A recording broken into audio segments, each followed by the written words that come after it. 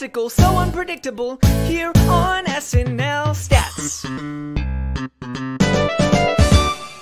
Yes, that is right. Hello, everybody, and welcome to the SNL Network's Best of 2021 special. My name is Jon Schneider here at the SNL Network, bringing you the best moments of 2021 from our podcast. There were so many fun moments that we've had on the show in the last year. It's hard to believe, where we were in January of 2021, just coming out of, those 6 episodes that we had to start the season and different COVID protocols, not knowing what the show was going to look like. Alex Moffat playing Joe Biden. We were talking about what season 46B was going to be, if it was going to look different, and it definitely did.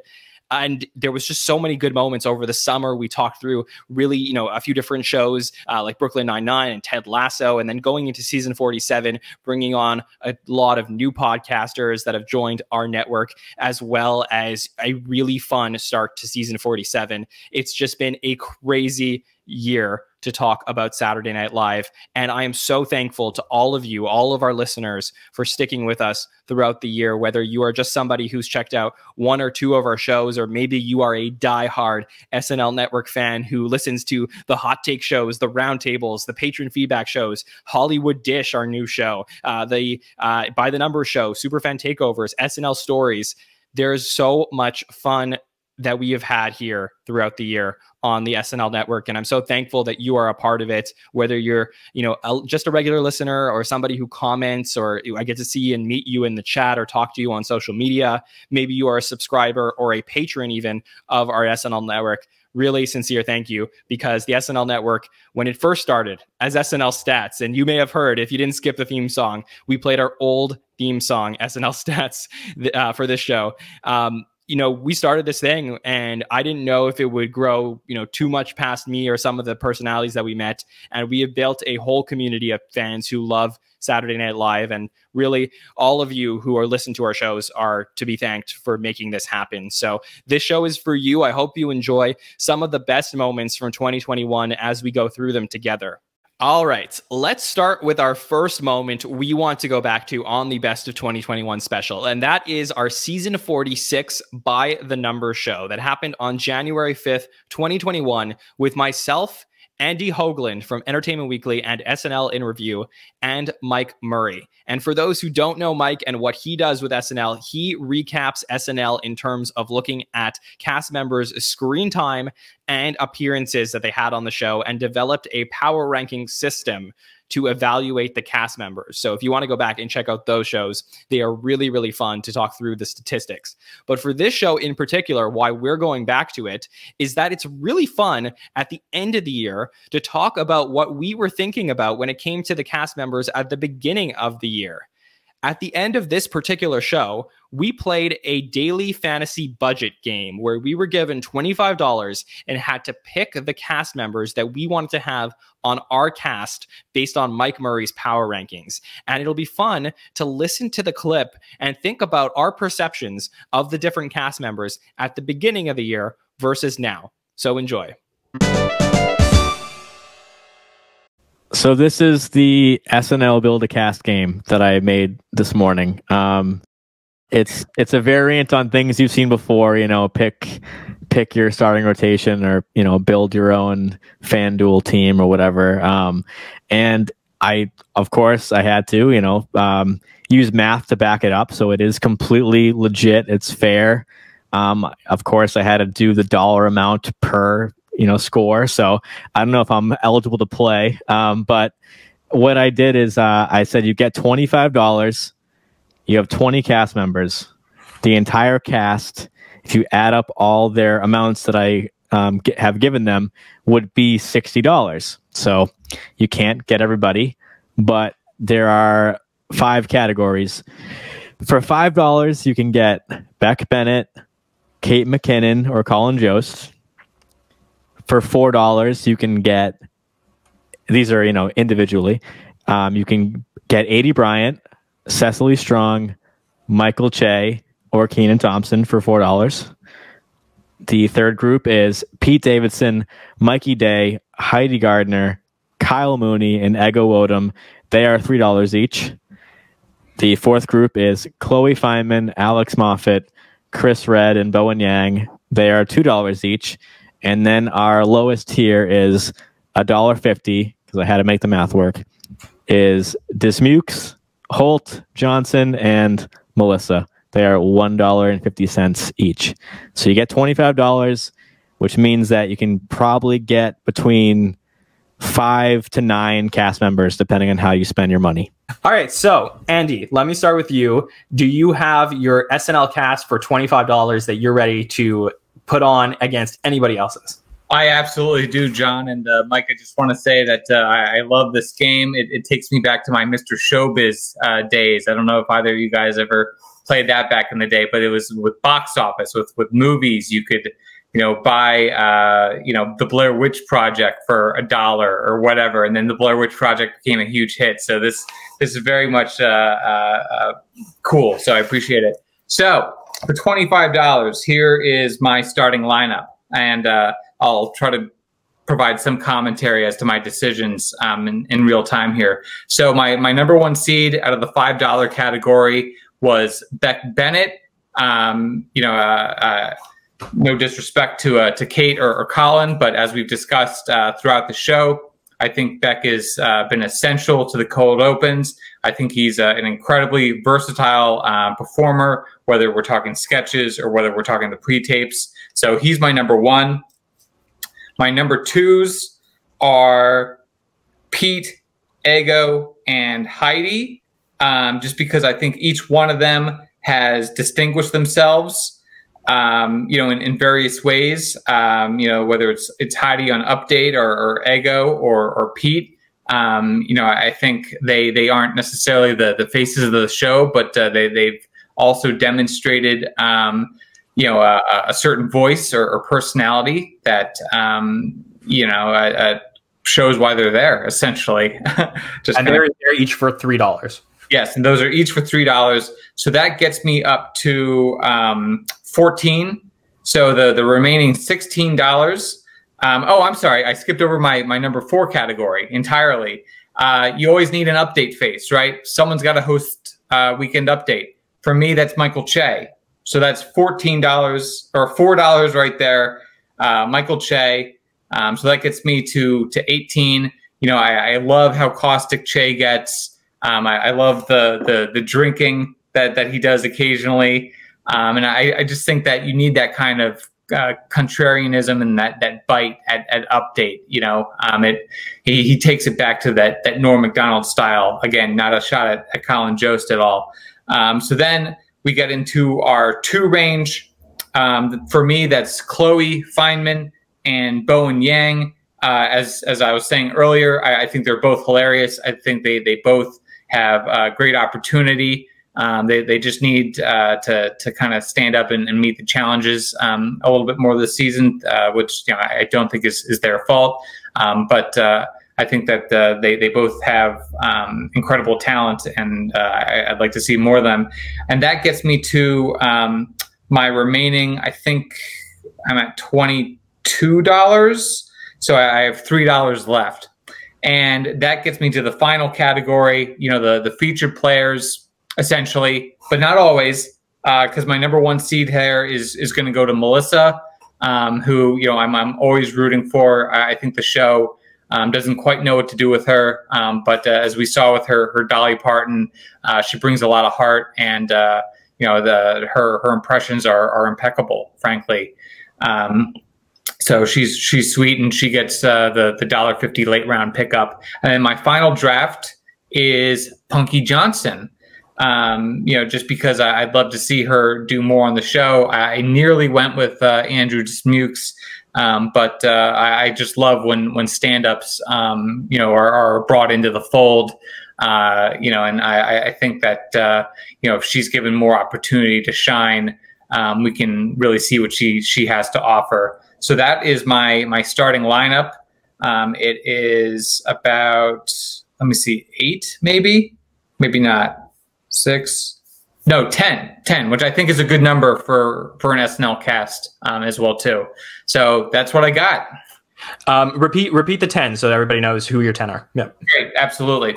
So it's Beck Bennett, Heidi Gardner, Ego Nordum, Pete Davidson, Chloe Feynman, Bone Yang, Punky Johnson, Melissa Villasenor, and rounding us out at the update disc, Michael Che. Awesome. So I think my cast crushes your cast. Okay.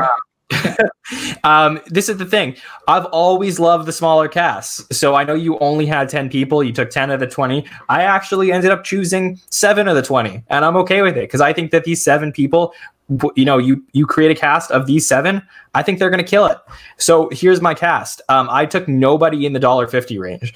No offense to Andrew or Lauren or Punky or Melissa, but I just haven't seen enough from you guys yet. And we want to see more. I love Melissa. I want to see more Punky. Lauren, we're starting to get a little bit. Andrew, we want to see more. But I don't feel confident that if I'm going to put a cast that's only 7 or 8 people together, I don't feel comfortable putting you guys in, even though you guys come at a lower price. And then we're talking in the $2 range. And, you know, Chloe, who I think is a star, she's the hardest person that I left out of my cast. Like, I was having the most trouble trying to fit her in, but I just couldn't do it. I couldn't drop anybody else out. And, you know, Chris and Bowen still want to see more from you guys. But Alex Moffat, I mean, if you guys watch this show, you know that I love Alex, and I'm so happy that he's the president now.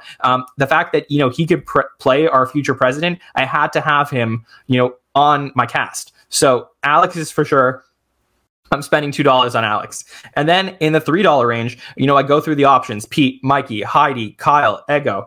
And I just think you have, you know, in this category, you have 2 dynamic women who can play so many characters for years to come. You know, we talked about Heidi killing it on updates. Ego's amazing in pre-tapes. So I chose Heidi and Ego as 2 women from this category. Sorry, Pete. Sorry, Mikey. Sorry, Kyle. I know Mikey is, you know, amazing and everything, but you know, I'm going to end up picking someone, you know, pretty similar to Mikey coming up. And, you know, I have Heidi, Ego, and then I had my Alex Moffat. And then in the $4 range, here's where things get interesting. I saved a lot of my money here. So I ended up using a lot of my $4 budget in the range over here. And I ended up going with Cecily Strong, Kenan Thompson, and Michael Che. So I spent $12 in this $4 range. You know, Cecily, obviously completely dynamic, can play so many different characters. Che will be my update host, and he can host alone. I feel confident in it.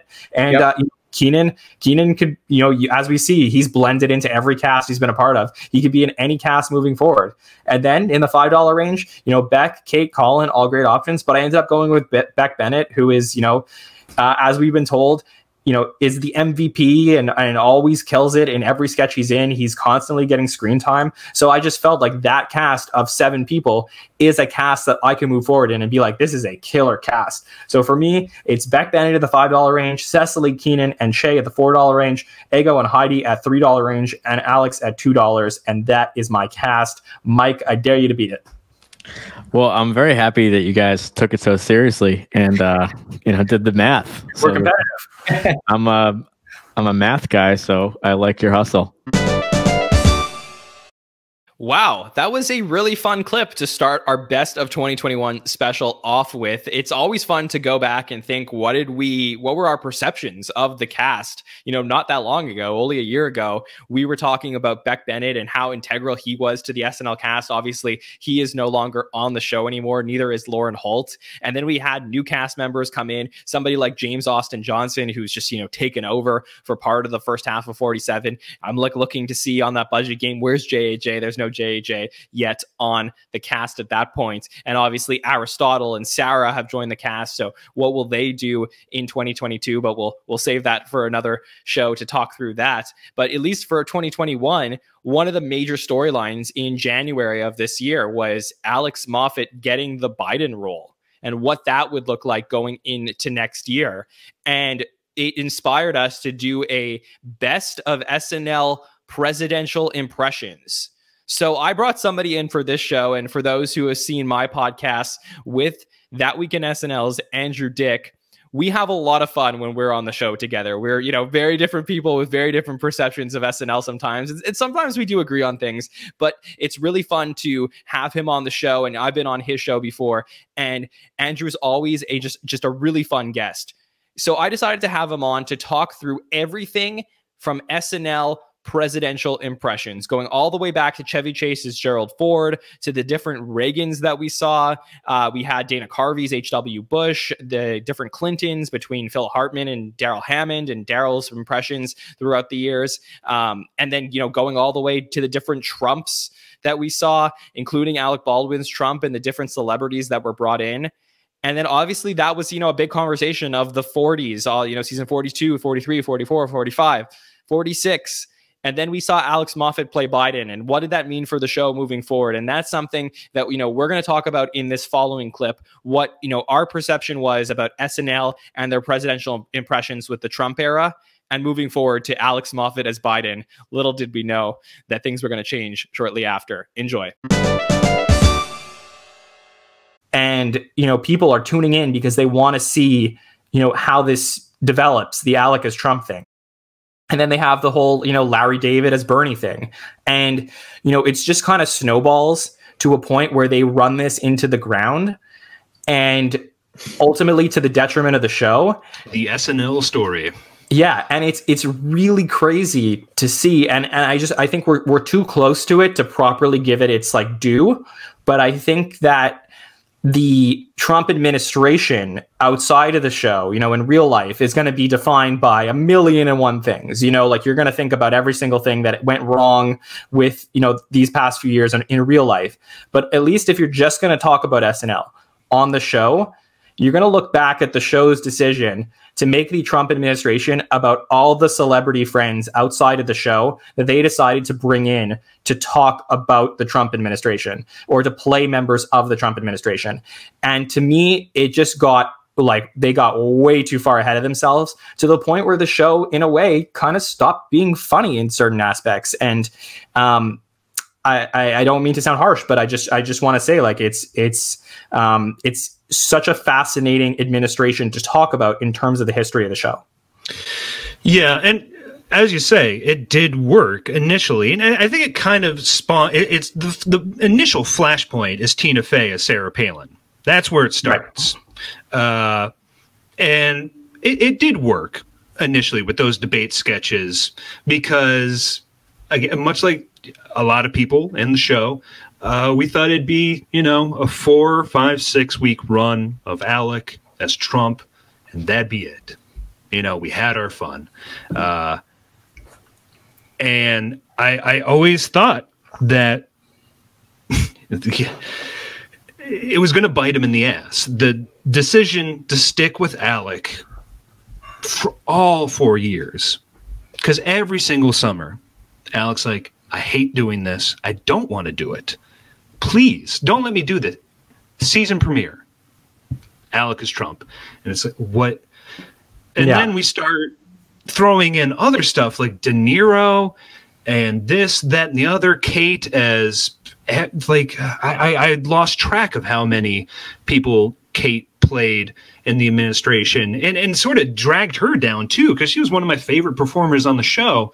And then the legacy now for the last 4 years was just a lot of, just a wash of old white dudes that I don't remember, don't care to remember, and just cameos and people not really cut out for live performing, like De Niro. Writers whose heart's just not in it. There's no concept behind it most of the time. I don't know, they sing a song. I don't know. And it's almost wild. It's crazy that there was as much celebration as there was seeing Alex Moffat come out as Biden for like 30 seconds. Because just the simple idea of, oh, look, a cast member playing, you know, our president. What fun. Like, how did we... That was our inauguration. The inauguration happened when Moffat came out to play Biden. But like, how did nobody even get to this point where that's a cause of celebration? Like, that's how broken the show was for so many years, that we had to celebrate a cast member who was so obviously built to play Biden is now playing him. We should have been doing this at least 2 years before. Right. So. And I felt like that was the moment where everyone like opened up their windows and were like, can we go outside? Like it was like this, like it was like this euphoric moment that was like so exciting for the show. It's always great to get to hear from Andrew Dick whenever he joins us on the SNL network. So really appreciate him joining us for that special show. And we will definitely be hearing from him again later on in our clip show. But yeah, it's just crazy to think about Alex Moffat being given the role of Biden at the time. And who would have thought that, that was near the end of January, we were talking about this, and it would only be, months down the road at the beginning of October that the presidential impression would be given to a new cast member in James Austin Johnson. But we'll be talking about that later on in our clip show. But for now, let's close the book on January and let's talk about what happened in February. And, we ended January by getting a John Krasinski hosted SNL episode. I'm an Office fan, so that was fun to see. And then next we got Dan Levy coming in. And Dan Levy, from Schitt's Creek, a lot of people know him and love him. And we're very excited to have him on the show, not only because Dan was coming to the show, but we thought, who from Schitt's Creek could be there? Could we get other family members? And lo and behold, in the monologue on the Dan Levy episode, we had Eugene Levy show up in a box, which was crazy. It was just, because in season 46, we were not getting cameos yet. And then to see Eugene Levy there was a really fun part of that episode. So let me take you back to this clip from February 9th, 2021, where we had myself, Andy Hoagland, Jillian Cederholm from Entertainment Weekly, and Dave Buckman joined us on our roundtable that day to talk about what they thought of the monologue and getting to see Eugene Levy in a box. Enjoy this clip. And Andy, I would think that the moment of the night and the moment that we're going to remember, years down the road about this episode is the moment where he's walking through the hallway, gets back into, 8H, and there's Eugene Levy in a box, which was, hilarious. And for everything, for all the COVID protocols to actually get a cameo during the episode, that was pretty incredible. What did you think of it? Yeah, I mean, it was certainly the highlight of the monologue, which did not get as many laughs as I would have expected. But again, it was just so fun seeing Eugene Levy, from American Pie, Jim's dad, Armed and Dangerous, this living legend who, for whatever reason, just never made it on the show. I know that we just had the scroll down talking about his aborted episode from season 10. So yeah, I was personally very satisfied. I love that kind of history and the mythology and SNL kind of tapping into that. So I wanted more, like Dave said. I wanted Moira Rose to jump out or something like that. But I think what they did with the glass box was satisfying enough. For sure. And I think that when you go back, and I know, Dave, you mentioned you're watching, old SNL episodes, and that's something that, people can do now. They can go to Peacock or different services and check out different episodes. I think the episodes that always feel special are the ones that, they go into the backstage and you get to see behind the scenes, because you have that like meta-ness of it's a show within a show. So when you go back and you see the pictures of former hosts on the wall and the stuffed llama, which is usually a real one, and the showgirls in the bubble soccer stuff, there's just like something about it that really makes you remember it. Oh yeah, for sure. Those are always my favorite monologues. I wish they did more of them. I wish they had leaned into the ghost town that is underneath the rafters right now and made it a little bit more spooky and eerie. Maybe they're doing that a little bit with the dressing room kind of stuff, but I wish there was more of that going on in this thing. But yeah, they're always my favorite. Not Gonna Phone It In Tonight by Steve Martin's one of the best ever. And Jimmy Fallon doing Let's Dance, and they're just great. They're fantastic. That was so awesome to get to talk about Dan Levy hosting SNL in 2021. I was really a big fan of Schitt's Creek, and getting to see Eugene Levy, who I love personally for all the stuff he did in American Pie, but then, going back and watching and seeing that he almost hosted SNL in season 10 and never got the opportunity and was there in that glass box. That was really fun to see. And, personally, you may have noticed microphone improvements as we continue to get better here at the SNL Network on that particular clip. Okay, I do want to thank Dave Buckman and Jillian Cederholm as well, by the way, who are just, excellent panelists who have joined us and will continue to join us in season 47 covering Saturday Night Live. Really, really great to get to hear from them.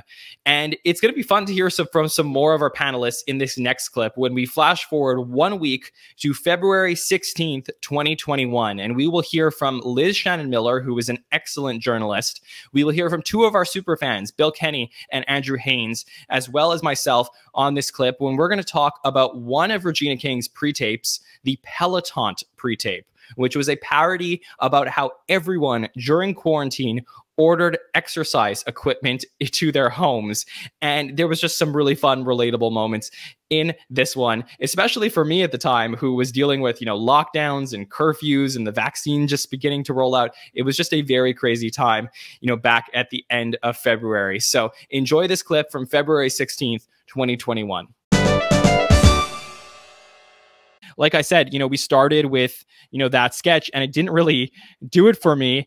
And then, the show like slowly started to pick up, and there was a couple that I really liked that we didn't get to talk about. And one was this Peloton sketch, which I thought was great. I mean, I know my mom just got an Echelon bike in her in the basement and stuff like that. So I know a lot of people during quarantine, they love to, they've been getting a lot of these exercise bikes, and I'm sure it's hard to get motivated. But the fact that you have this was a great use of putting the entire cast basically in a sketch. And I think the highlight for me was Melissa on the bike, and then Bowen and Mikey are just talking to each other, standing in the back, completely ignoring her. And I thought there was so much good here. Liz, let me send it back to you. What'd you think of this? I mean, no, it was in fact the first sketch I was like, okay, this is at least funny. It was actually funny because I thought when they saw the Peloton, I thought they were going to do a Joe Biden thing. But they did not, and I think it's kind of a kissing cousin to the Soul Cycle sketches that it was a Soul Cycle, and they also and maybe during the I think during At Home they did the Soul Cycle sketch. Yeah, they did one then. It's the weird instructors where they just keep rotating in. Yeah, I think that they found especially Kate and Bowen seem to have a real knack for playing the special sort of playing weird variants on exercise instructors, and that's an important niche, I guess. But yeah, I thought it was a clever idea, and I thought it was really well executed. And also great use of the curb music. That was just such that's a great thing. Yes. Yeah. Bill, it's public domain, so yeah, it's true. It's like putting happy birthday. Bill, what did you think about it? I think the best commercials that the show ever does is when they lean into the real, and that was, I mean, these Peloton commercials are so annoying and so terrible, and to just kind of make that and times 100, and like you said, I mean, bringing all the cast into this, playing off each other. I think Ego and Heidi played off each other really well as well, saying, oh, I didn't know you just had a baby. Yeah. That was my favorite part. Yes, and I mean, Beck from behind, and is that what my butt really looks like? I mean, there were so many good lines in this, and being able to see the cast work together, I think was fantastic. Yeah, Haynes, what about you? I loved this. I absolutely loved this. And honestly, I relate a little bit to being that type of person who, if people are highly encouraging you to do something, you're just kind of turned off by it. So I relate a little bit to maybe the Peloton would be a perfect product for me. I did think there was a ton of great lines. Really, they were all great because there was so much passive aggression, and particularly Bowen is just so good at that. And but Heidi, I thought, was the one that was maybe my hardest laugh of the episode, was when Heidi said, "Oh, someday," the fingers crossed. Yeah, brutal. I love it. Yeah, it was so good. Really fun to get to hear from Liz and Bill and Haynes on that clip, and we'll be hearing more from them later on. Thank you all for your contributions to the SNL Network in 2021. And just to wrap up that run of shows, obviously Regina King was a fun episode. Reggae Jean came in from Bridgerton, which was the hottest show of 2021. And I think that episode may have been my favorite episode of season 46. I know it's a little controversial, but it was, you know, I had a lot of fun with that, with the wild crowd we got to hear that night. And then we had the Nick Jonas episode right after that, where he did double duty and had some really good music. And that was fun. And there was this wild pre-tape in that episode with boner sketch about, you know, guys getting boners next to their friends. And we don't have a full clip to show you on this one, but I'll say if you feel like going back and listening to our live recap right after that Nick Jonas episode, I was on with Bill and Haynes and Sammy K, and we had a very funny comment from one of our listeners, Connor, who said, "The irony and awareness of watching an episode with my friend for the first time this season and having that boner sketch is not lost upon me." And we had a very good laugh with that night. But yeah, that was that run of shows, and we were having a lot of fun, and I think the season was looking really good in season 46B. And then we hit a little bit of a break between shows before we had our Maya Rudolph episode coming up. And what we do on our SNL off weeks is we have something called the Superfan Takeover. And for those of you who have never checked out these shows, that is when I hand the keys of the car of the podcast over to Sammy K, who is one of our great superfans. He drives the car and he brings in Bill Kenny and Andrew Haynes and Andrew Haskell and different other superfans have come in over the episodes, and they come in and they talk about random assortments of things from the history of SNL, whether it's drafts, which we have done some really fun ones, or ranking, you know, holiday sketches or Halloween sketches or digital shorts. They have done some really fun episodes. If you're a big SNL fan, definitely go check those out. I do not know what I would have done with the SNL Network if I didn't have our super fans on board with us.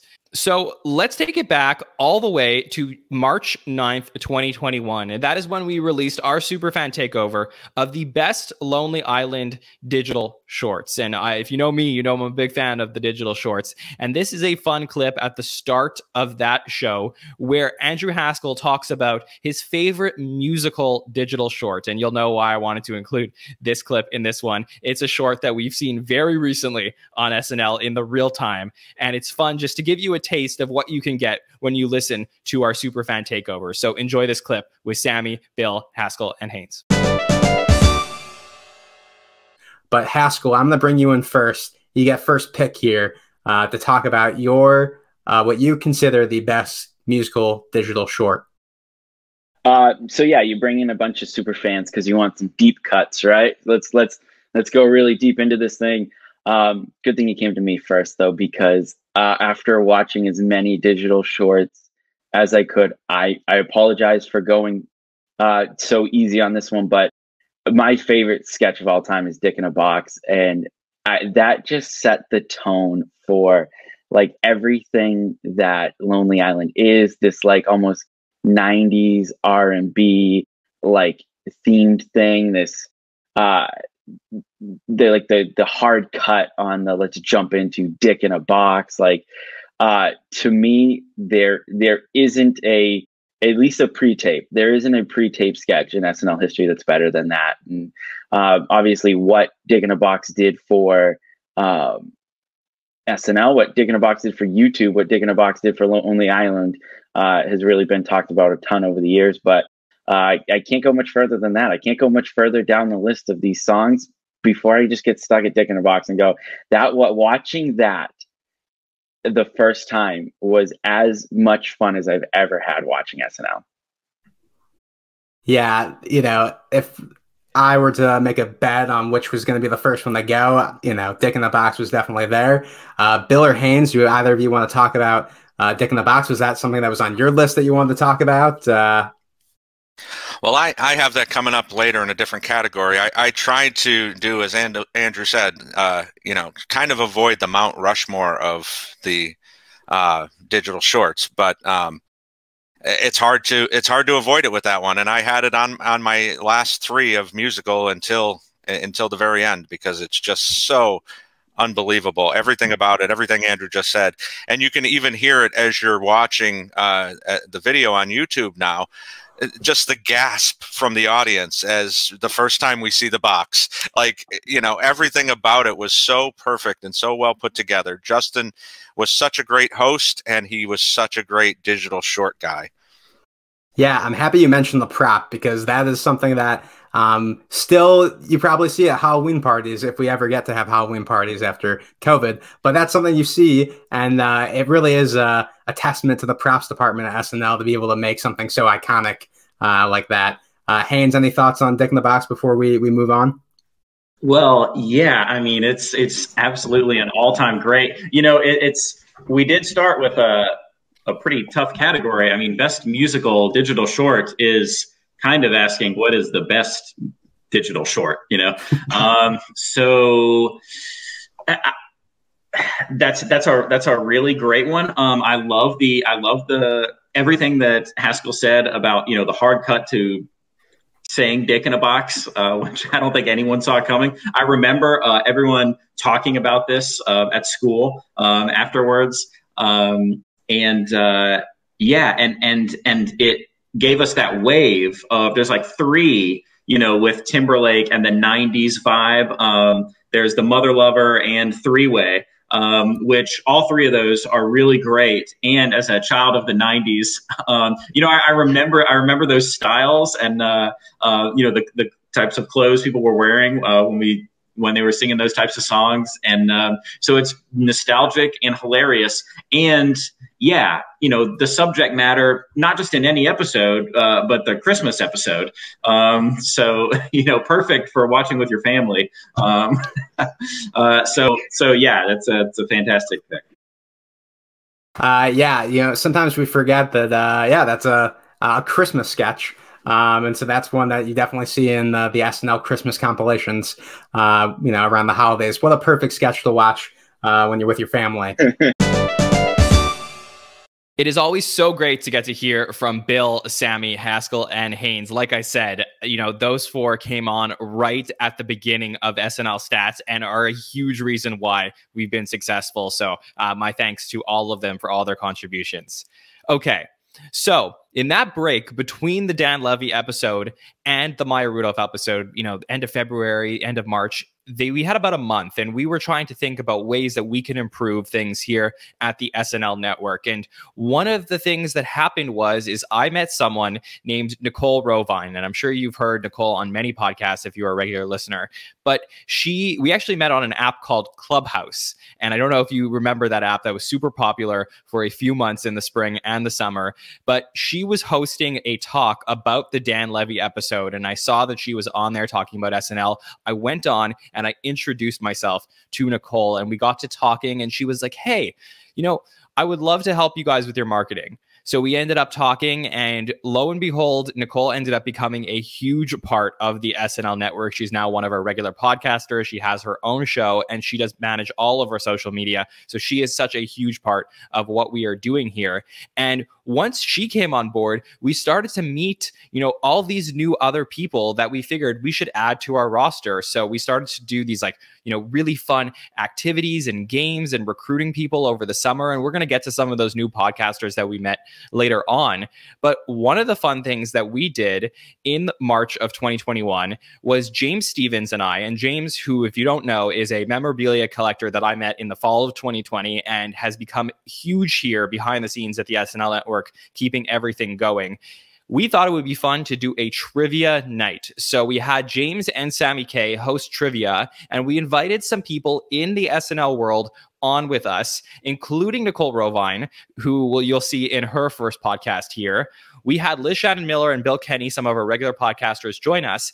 And then we had Marcus Jennings, who is just this incredible guy who knows everything about Saturday Night Live. He just dominated this game, and he's very active on Facebook when it comes to SNL. We had Rebecca North, one of our regular podcasters. We'll meet her for the first time in this clip. Thomas Senna, who's podcasted with us and is now a patron of the SNL network. And B. Lazin, somebody who we met from Chile. It's just so crazy to me that when I started this, I figured, you know, are we going to meet people from around the world? And we did. And B was a great example of that. So I wanted to show you all this clip of the trivia night where we met our teams on the first trivia night we ever did on March 21st, 2021. It is a great glimpse of the beginnings of what we started to see at the SNL Network this year was our team growing and growing and building the community of Saturday Night Live fans. So enjoy this clip. In just a few minutes. But now I am thrilled to introduce her to our podcast audience. She is the new head of marketing for SNL Stats and a huge SNL fan. Nicole Rovine, how are you? I am amazing. I am so excited to be here. I am just so thrilled to be working with you all. It's been amazing, and I'm just so excited to have a lot of fun tonight. Yes, for sure. Well, Nicole, we're going to hear more about your SNL origin story next week on the Maya Rudolph Roundtable. But tonight, you're here to monitor the chat, check their scores, announce the top ones. So, Nicole, are you ready for this challenge? Yes, I am ready. I'm excited. Yeah, it's going to be really fun. So if you're in the audience, you can play along, and we're going to explain you exactly how to do that in just a few minutes. So let me let James and Sammy get prepared for the show. We're going to send them backstage for a minute, and I'm going to bring up our first team that we have competing tonight. Nicole, are you ready to meet our first team? Yes, let's do it. Okay. So this is Team Adam Sandler. I'm very excited to bring them on. So this is Liz Shannon Miller. She's coming up right now. We have Marcus Jennings coming up. And we have B. Lazin coming up. So Liz, B, Marcus, welcome to the show. Let me start with Liz. So Liz, you are a captain of Team Adam Sandler. You are the senior TV editor for Collider. And I want to know how you're doing. Doing great. Thank you for I have no idea what we're in for tonight, but I look forward to discovering exactly how this is going to go. Yeah, it should be fun. And you got a chance to meet your team earlier. Do you feel confident in your teammates? Oh, yeah. They're going to kill it. Great. Yeah, I'm just here for the ride. I'm just here. I'm just gonna look cute. Yeah, well, okay, that's great. That's exactly what we need.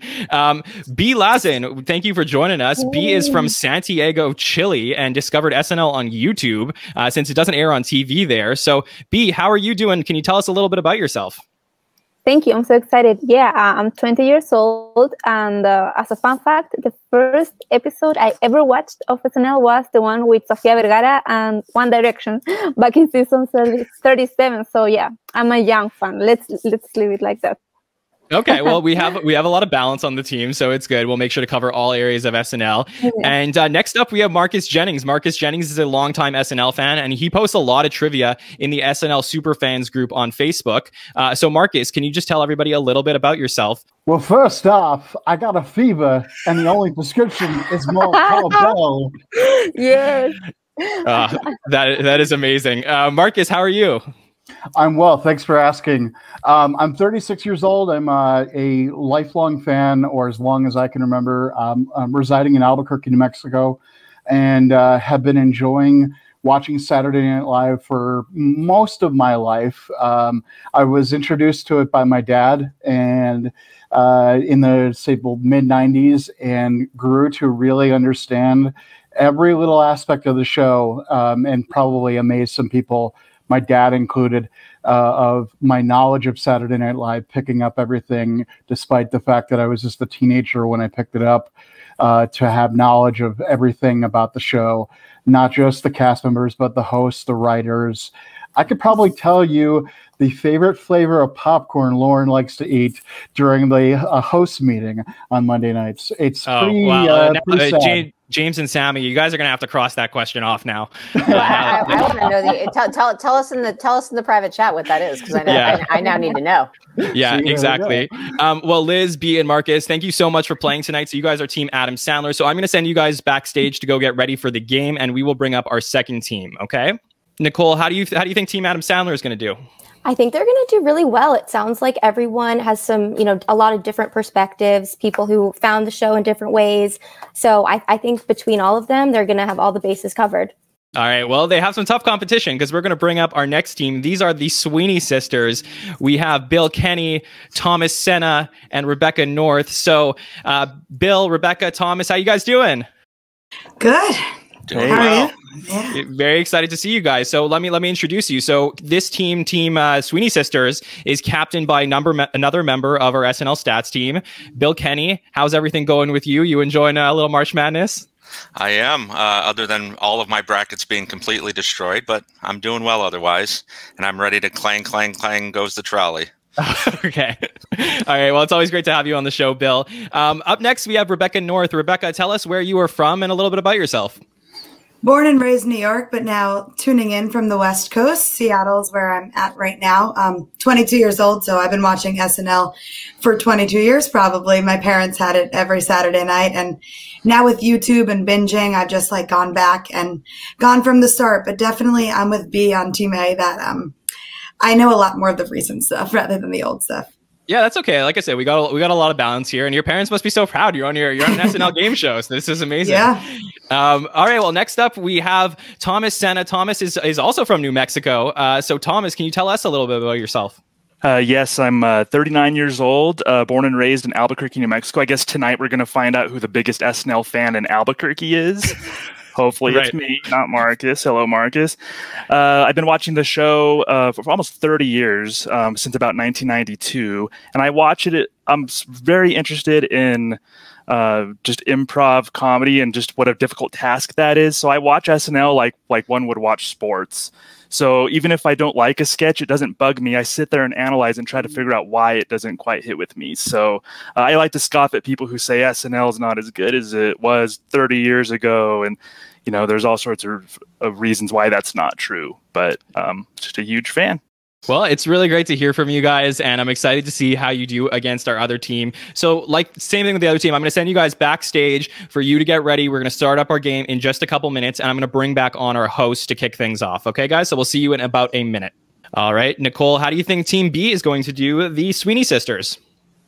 I think they're going to do really well. I loved what Thomas said in particular about how when he doesn't love a sketch, he's still inclined to figure out why and analyze it and think about it. I really loved that. So I think he's going to, in particular, have a lot of knowledge about lots of things, you know, things he liked and didn't. That seems like a big edge to me.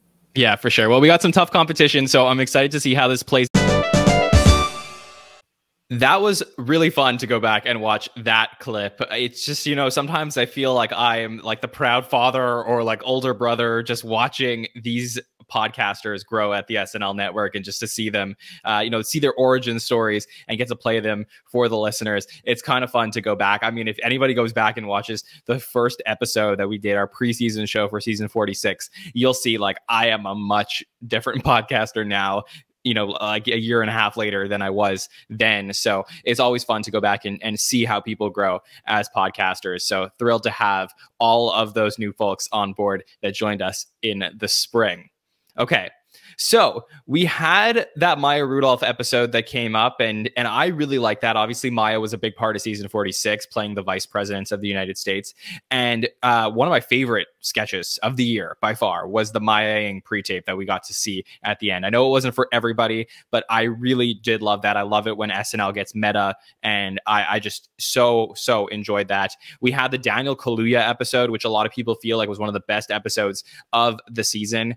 And then we had the Carey Mulligan episode, which I wouldn't say was amazing, but we had a lot of fun on the podcast that week. And one of the things that has happened, you know, from season 46 to 47 is last season we were doing every now and then these hot take style shows or the live recap shows. It wasn't something we were doing every single week. It was, you know, once in a while or once every run of shows, we'll get together at 1 a.m. with everybody and talk about what we just saw. And those shows are actually extremely challenging to host because you don't have time to take all these notes and really think about, you know, your coherent thoughts. And you have, you know, potentially hundreds of people in the chat judging or listening to what you're saying. And it's a lot of pressure to try and think of what your opinions are late at night. But we've kind of nailed down the format, which is, hey, the hot take shows or the live recaps, those are going to be where we're going to have some fun. We're going to break it all down. We're not going to take it too seriously. We'll talk about our opinions on the sketches. And then when it comes to the roundtables on Monday nights, that's when we're really going to dive deep. So for this Carey Mulligan week, we had a couple of fun clips that I thought would be fun to show you. And we'll start with what we saw on Saturday night. This would be the night of April 10th, 2021, when I got together on the Hot Take Show, or the live recap show, as we called it at the time, with Sammy K, Andrew Haskell, and Andrew Dick to talk about what we saw on the Carey Mulligan episode, which was Bowen Yang playing the iceberg. A lot of people's favorite moment from season 46, and we had a lot of fun talking about that. So check out this moment from April of 2021. Yeah, for sure. I just want to know what Che's neighbor Willie had to say about the stripper showing up to Che's house that one time. Yeah. But moving on to me, what was potentially the highlight of the night. I loved what Bowen did on Update tonight. I saw that, you know, people were tweeting. There was so many layers to this whole thing. I'm going to let the guys break this down. Andrew Dick, let me start with you. What did you think about Bowen's piece on Update? Well, just what a bizarre concept to start with. And somehow, like, starting with such a bizarre concept and yet so lived in. Like, I couldn't believe what I was seeing. And it seemed, you know, the headpiece and, like, I don't know. It just all came together perfectly for me. I don't know if that's something he's had in his back pocket. Like, it really does seem like, I don't know, like, it felt too good to be written this week in a way, you know, like it felt like it's had time to marinate. So it came and killed for me. I loved it. Absolutely loved it. Yeah, it was so refreshing to see. Haskell, what were your thoughts on it? Yeah, one of the things that bugs the crap out of me online is seeing people talk about Bowen Yang being like one-dimensional or something. And I don't get it, because every single character he has, especially on Update, feels like he has written, like you said, lived in. Like, it feels like he's written these you know, the background and this life story, and he can just go right to it and develop these characters. And he did it again tonight. And I'm gonna say throwback 1,000 times today, because a lot of this episode felt like a little bit of a throwback to other eras, and this Update, this piece, this correspondence specifically felt like a little bit of a throwback to a different era where, you know, it's not a random character that you would see that they come up with, and it's also not somebody who's in the news. It's sort of something in between that doesn't feel like it's always happened with, you know, Colin Jost and Michael Che at the Update desk. So that was also awesome to see that it was something a little bit different. But yeah, that's got to be right up there with highlights of the night was that character. Yeah, Haskell, it really felt like the tip of the iceberg for the episode. So, sorry. Okay, thank you, everybody. All right, good night. You need the chill. Yeah, exactly. I mean, we're all buying music after this, right? Absolutely. Album of the year. Yeah, Sammy, go ahead. What'd you think of it? I'm just going to echo what everyone else said on the panel here. It's just definitely a highlight of the night. It is cool, you know, especially after that piece that Bowen had a couple weeks ago, where we really, as you guys talked about on the roundtable, it was kind of our, you know, first time really seeing Bowen. I don't know. To me, that kind of, you know, we'll see in, you know, the coming weeks. I feel like that almost having that kind of spotlight, you know, being in the news, talking about something like that, you know, maybe is kind of breaking like a shell, you know, that we necessarily didn't see, you know, with kind of the stuff that Bowen can bring to the show. And I'm excited for more stuff like Iceberg. Everything about it was fantastic. Again, I don't know if this is one that could be a recurring character, but, you know, would love to see it again. Every year, every anniversary of the Titanic.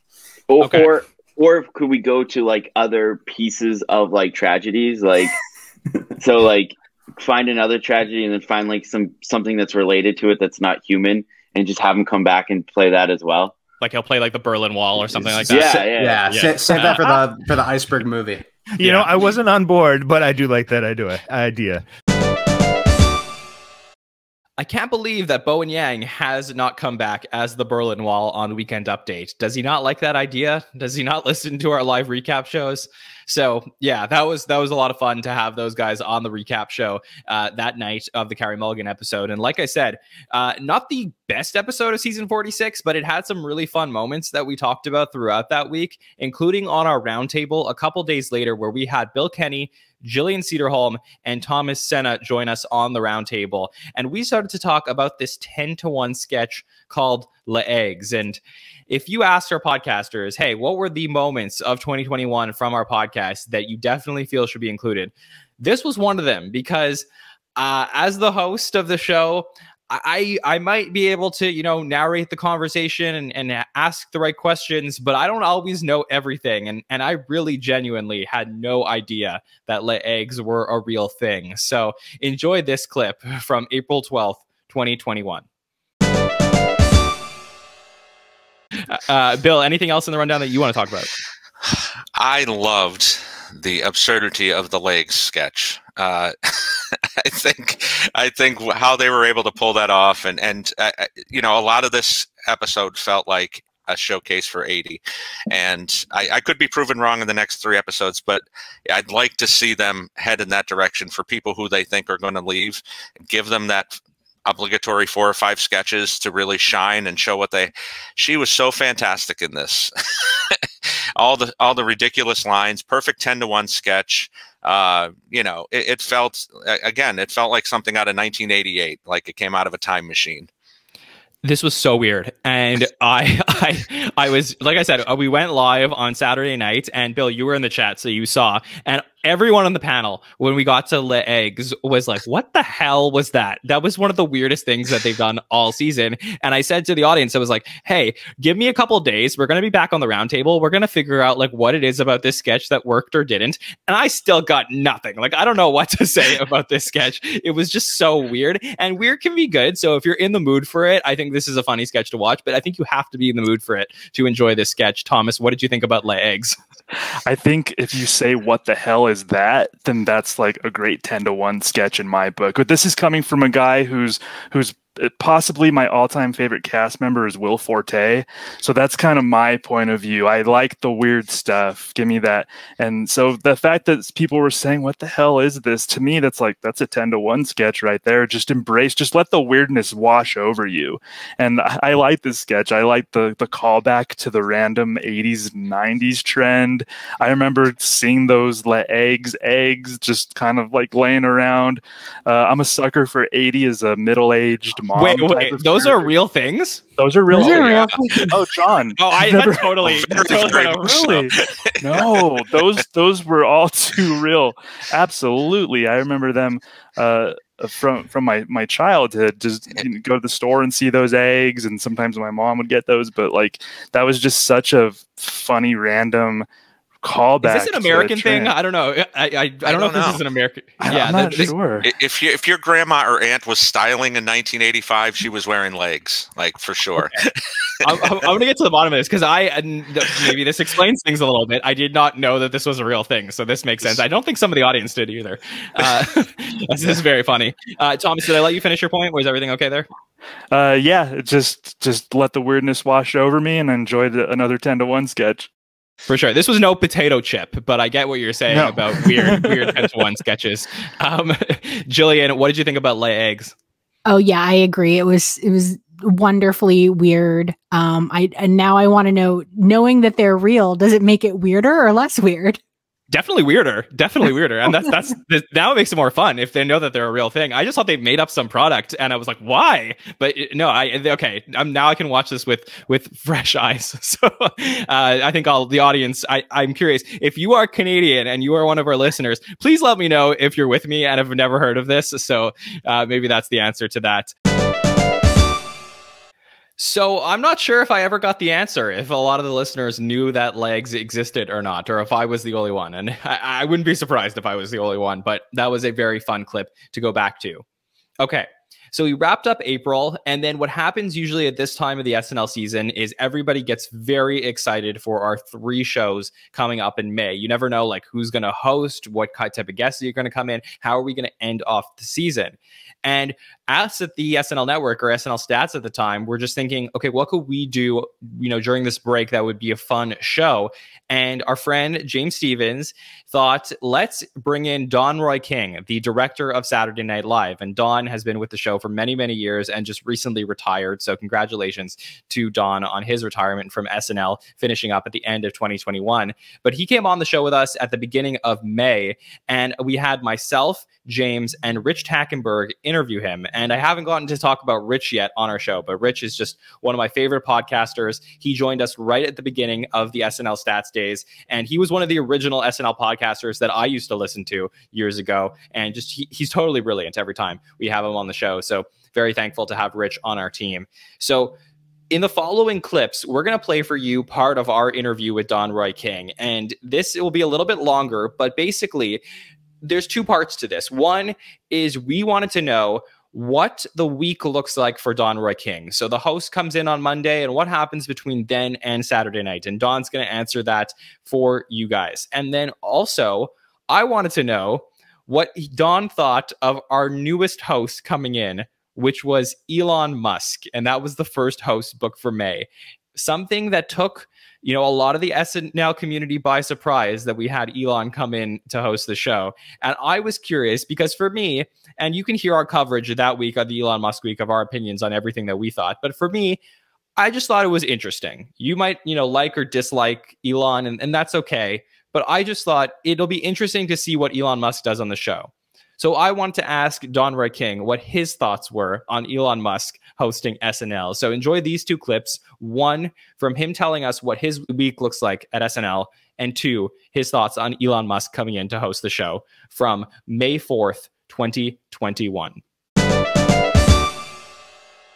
I'm really interested, like, when does your week start and what do you do? What's your beginning of your week? What does that look like? I'd love to hear a little bit up to, the rehearsals and the blocking of sort of where you enter into a Saturday Night Live episode in the beginning of the week. Until this year, there was always a host meeting on Monday evening.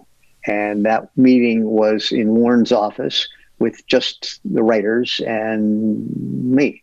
And I think that's it. And it was, I think, a meeting primarily designed to scare the host, especially a first-time host, because the host would sit there and this 35 writers would pour in and jam in, sit on the floor and around every piece of furniture in Lauren's office. And then Lauren would call the writers one at a time, and they would each throw out an idea. And the host would sit there and nod and occasionally snicker and most often flinch, because one writer would say, okay, so in this sketch, you're going to play a male version of Marilyn Monroe. And then the next writer would say, so you're going to be Calvin Coolidge, and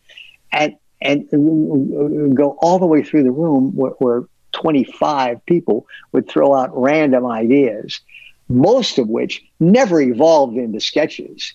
I think designed just to scare the host, and to think, oh my God, what did I get myself into? How am I going to? I have to play bagpipes. I don't know how to play. Well, that meeting went away because of COVID, and it's been replaced by a Tuesday meeting, which will happen tomorrow, with just the writers and not even Lauren. I don't think, just the writers and the host. And as a result, to answer your question, I do nothing on Mondays and Tuesdays. Okay. I walk in Wednesday, and what used to happen is I would walk in, there'd be a pile of 40 sketches on my desk, and I would spend the next couple of hours reading those 40 sketches and doing real rough blocking, or questioning whether this possibly can be done at all, and say, wait a minute, this is written as a field piece. This can't be done live. And then we would go into the read-through, which now starts at 4:00 in the afternoon. Used to be in one room where the entire cast and the host and Lauren and I would sit around the big table, and the rest of the room would be filled with staff and all the writers, serving as kind of a pseudo audience. And we would read these 40 sketches, script in hand. We now do that in the studio so that we can spread out, again for COVID reasons, and just tables and people, some sitting up in the bleachers as well. And we spend hours reading sketches, script in hand. And then Lauren, when that ends, 4 or 5 hours later, Lauren narrows it down to the actual 10 or 12 where we plan to mount. And then I take those selected scripts into a different room, and for the first time, turn it over to set designers and the hair and makeup people and the wardrobe people and the special effects people, and they start from scratch Wednesday night. Now, sometimes they'll say, "Oh, well, this is going to be in the Oval Office." Well, we've got that, but most of the time it's okay. What's this suburban living room going to look like? Or this is a school, but it's a school for people who are 7 feet tall, and they just scatter to design sets and find props and begin to order special effects and puppets and that's the self-starting part of that operation that I mentioned before. They just scatter and do it. And then we come in Thursday, rehearse the guest band, and rehearse some of the simple sketches that don't need full special stuff or props that where we can use rehearsal blocks and just fake scenery and some old furniture, and just so we can block basic talk shows or basic game shows. And then come back in Friday, and now there's a lot more to play with. We rehearse all the rest of the sketches. Each get about an hour's work. I rehearse it on the floor first and block it, and then block it with the cameras. And about an hour is what most need. Some need a little more, some less. And Friday night, by the time we've run through everything, we now have a cold open that we can at least talk about, and we'll rehearse the monologue as well. Walk in Saturday, and that room is just filled with restaurants and amazing furniture and special stuff that's been built and flying ghosts. And I look around and say, wow, this looks exactly like a high school in Chicago. And who found all these desks, and who put that bell on the wall, and who decorated this to make it look just like a real high school? I don't really know, but it just happens that way, and it pops up, and just those brilliant artists make it work. Oh, we rehearse every sketch through Saturday. Each gets a quick run through, now in full makeup and wardrobe, and with for the first time, lower third and some graphics and some videotape and stuff that we never had the past 2 days. And we rehearse the rest of the sketches. Take a break, come back, do weekend update, and then fly with a dress rehearsal at 8 o'clock. And then change it all. And that dress rehearsal will be 40 minutes more material than we really need, just so Lauren has the ability to pick and choose and cut and slice and move stuff around. And that's what happens between dress and hair. Wow. And inevitably at 11 o'clock, I'm in the control room meeting with the camera operators, saying, "Oh, this sketch, kill shots 24 and 28, and 29 a 2-shot and not a 3-shot, and then camera 6 wait a minute. Keenan's not even in this anymore. What happened to Keenan? And this ending is different. How are we going to do a different ending? Oh, wait a minute. You got to get out there, guys. Okay, I'll give you the changes in a commercial break. We got to fly." And then we fly, and the plane takes off, and sometimes the ride is bumpy, but it always lands at 1 a.m. And inevitably I'll look back and say, Lauren was right. That sketch was funnier after Weekend Update, and it was funnier without that character, and all of those changes made sense. I just got tired saying it. Did have a couple of listeners send in some questions that I just wanted to get a chance to ask you while we have you. One of them was, on a week like this week, where we have a host in Elon Musk who the internet and certain people find is a little bit more on the controversial side, does that become a little bit more of a challenge for you in the production area of things, where you hear this guy is coming in, and regardless of his status outside of SNL, he has to come in and be like any other host that enters the show, and work with the writers and work with the cast? And is there ever a point where you hear someone like an Elon Musk is going to come in to host the show, and it's like, ooh, okay, this one's going to be really interesting? For me, the responsibility and the challenges are exactly the same. And it will depend on his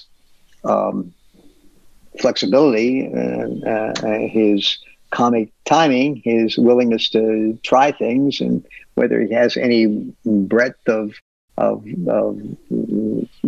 characters he can do, and it has nothing to do with outside buzz.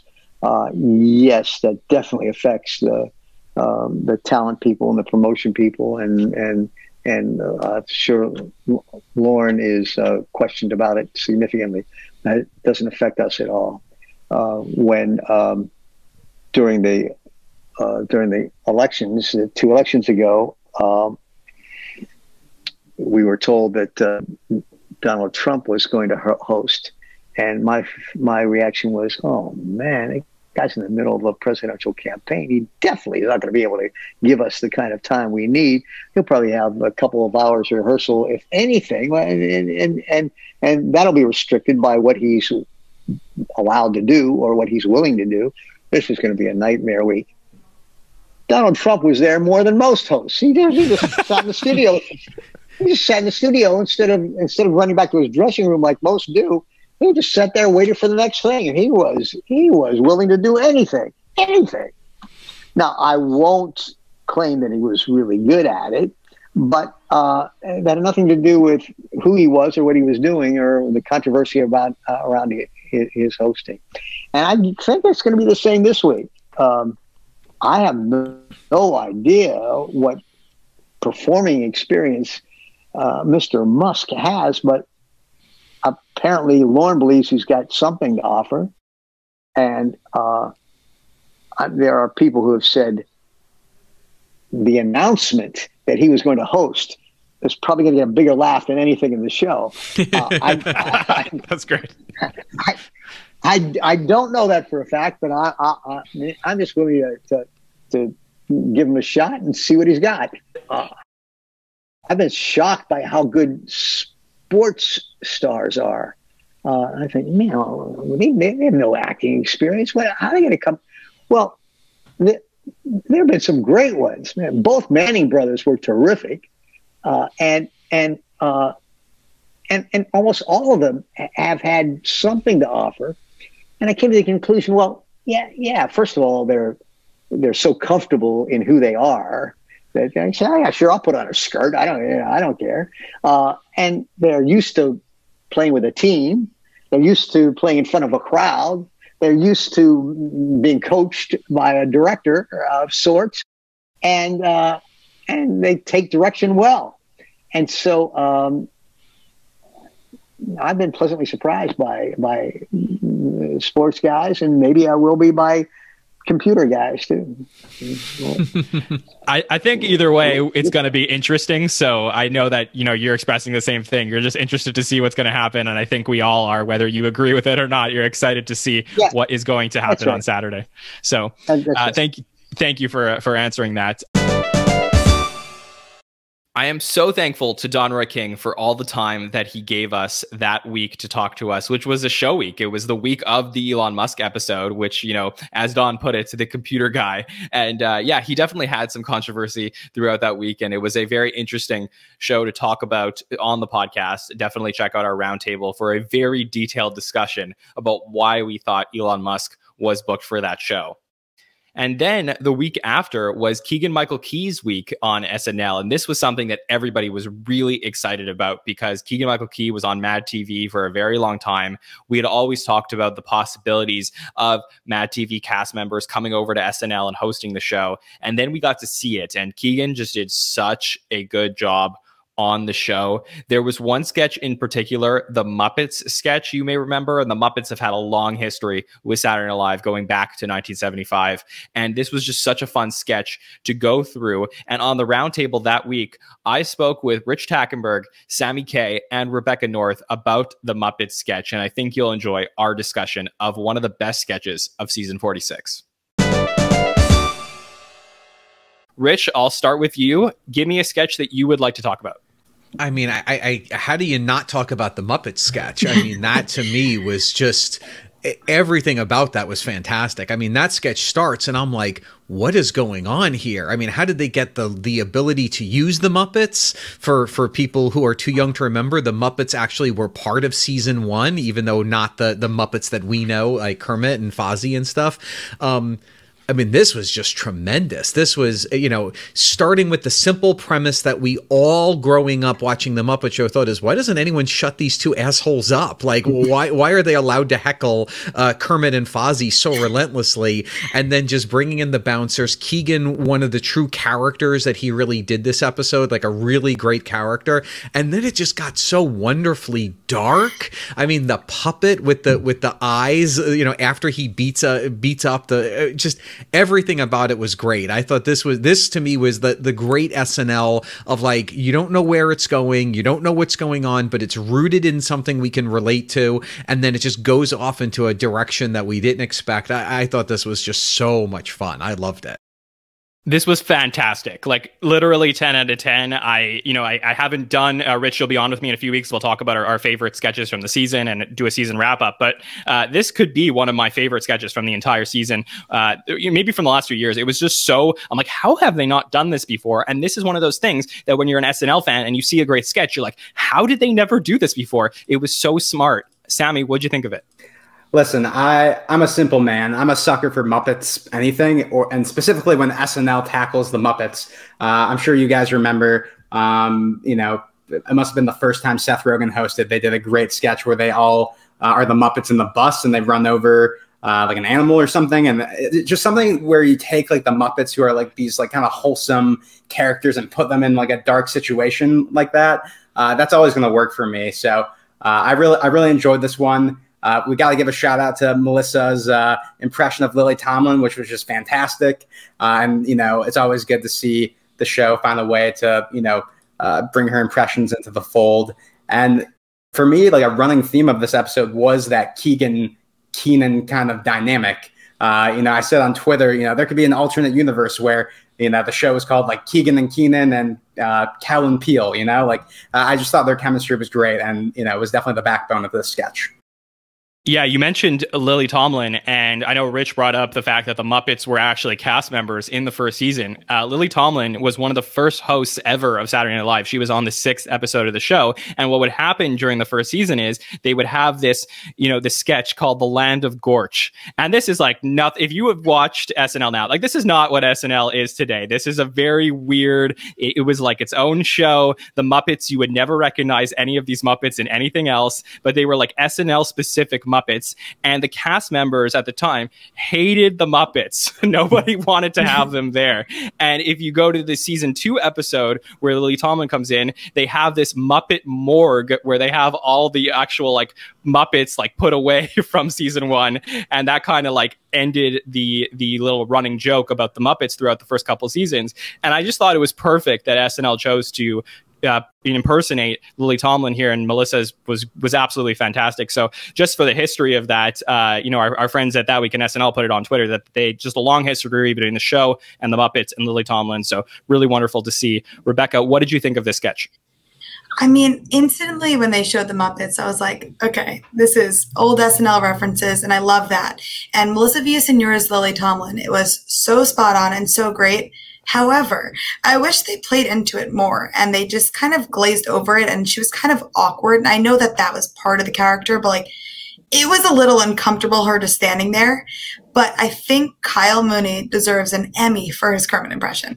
That was I didn't even know it was Kyle. It was so amazing. Yeah. I thought that they had the legitimate puppeteers there, and I was like, how are they on board with this?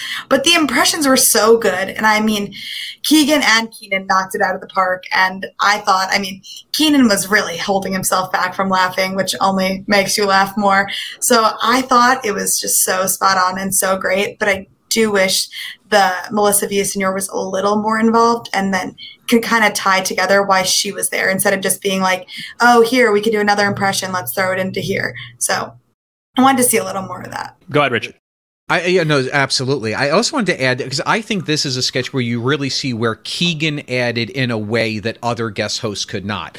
I mean, this premise was so solid, but then you've got Keenan doing this weird voice, like, and it's really with another actor, you might say it's a hat on a hat. Like, what are you doing? It's so perfect as is, but he was so, when he says he wants to hear what the dragon has to do, and then he starts, what did he start calling him? Kramer or something? Kramer, yeah. Like, calling him Kramer. Like, I don't think that a John Krasinski or, like, go back to the other really good guest hosts, I don't think that you could play that level of that voice and that level of just that energy that he brought to it. I thought this was really the perfect example of Keenan hosting the show.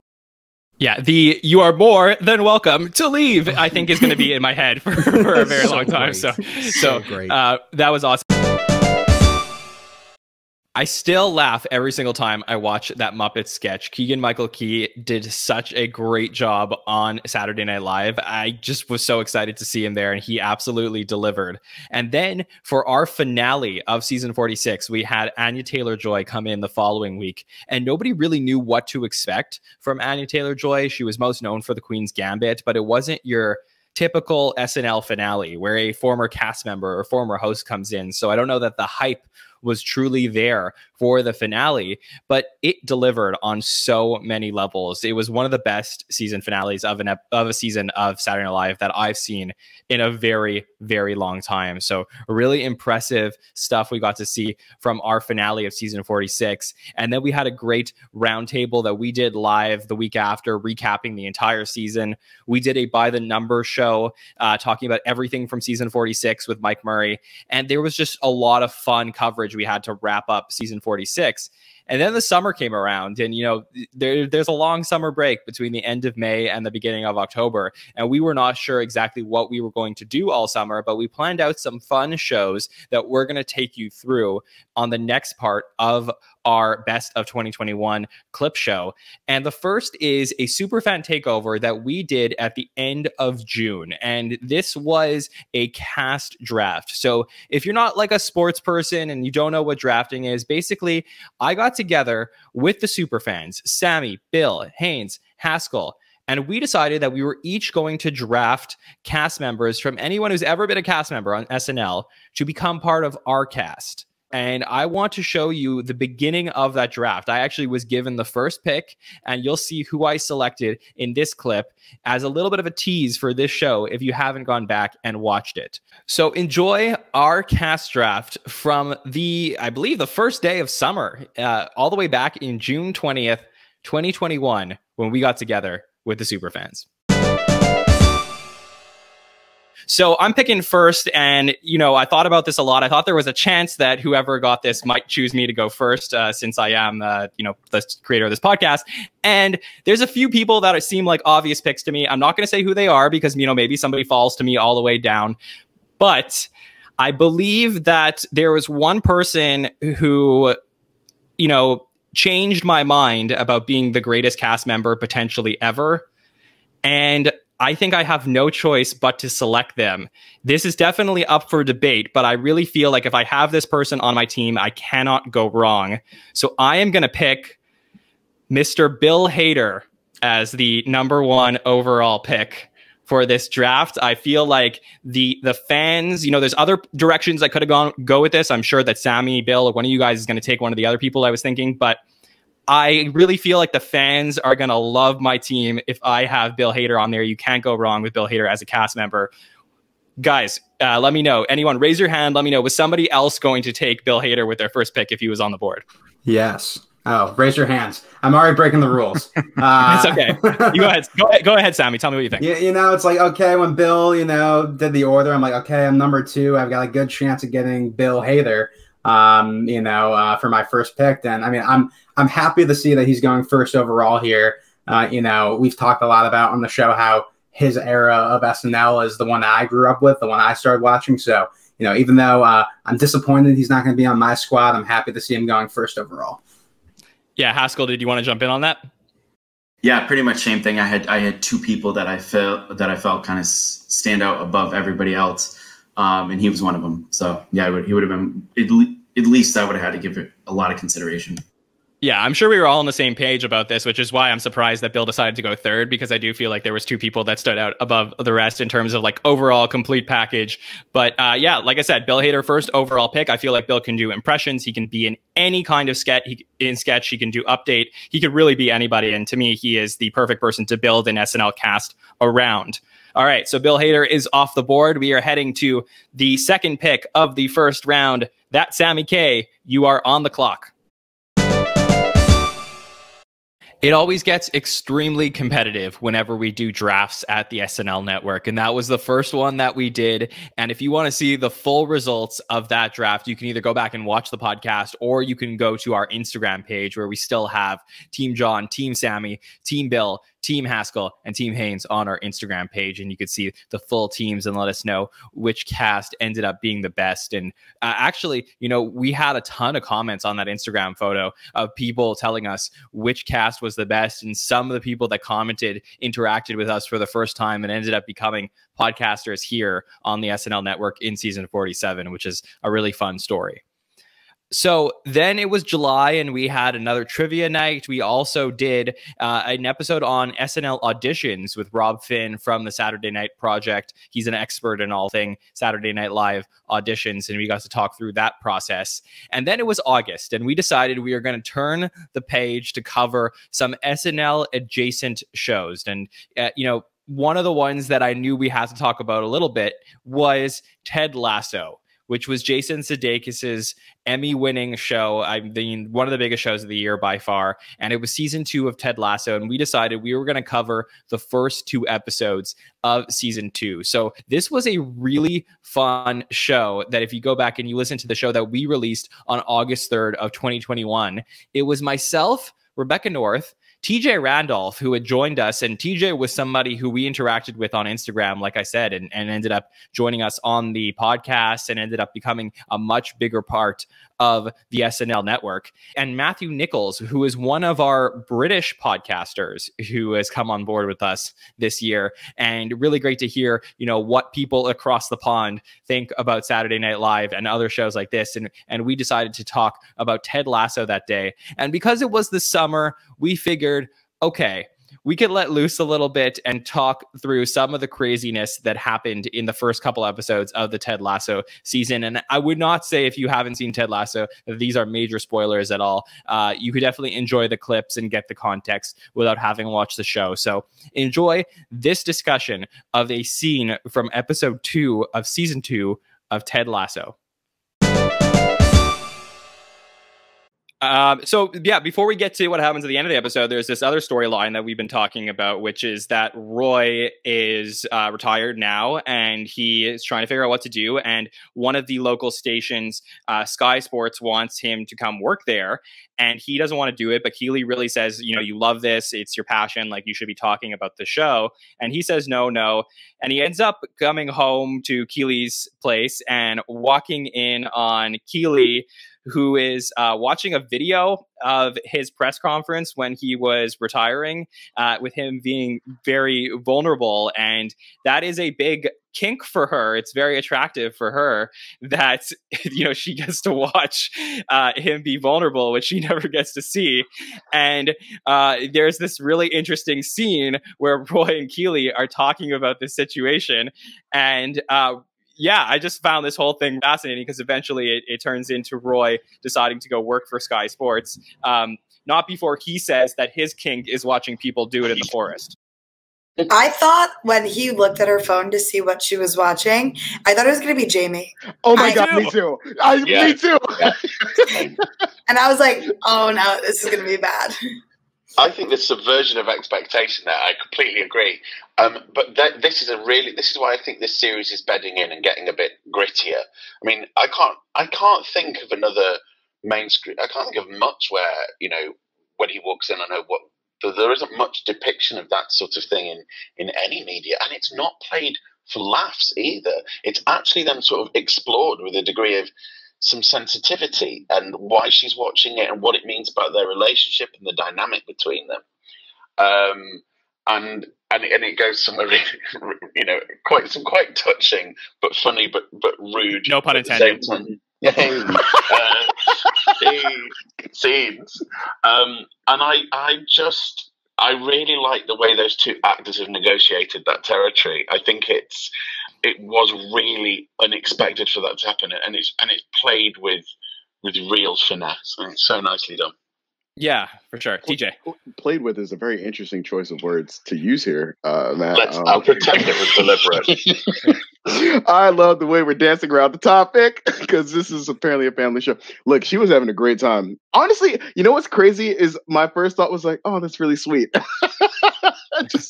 thought it was really sweet. Little dark. I mean, it is sweet. Yeah, Like, it is sweet. Yeah. Yeah. My first thought was you don't see it. You just don't see that on a family sitcom, family show. Mainstream media. We keep calling it a family sitcom, but there's like a ton of cursing in the first season. But there was nothing. Yeah, but TJ, people only say cuss words when they don't know the right words to express themselves. Okay, you know what?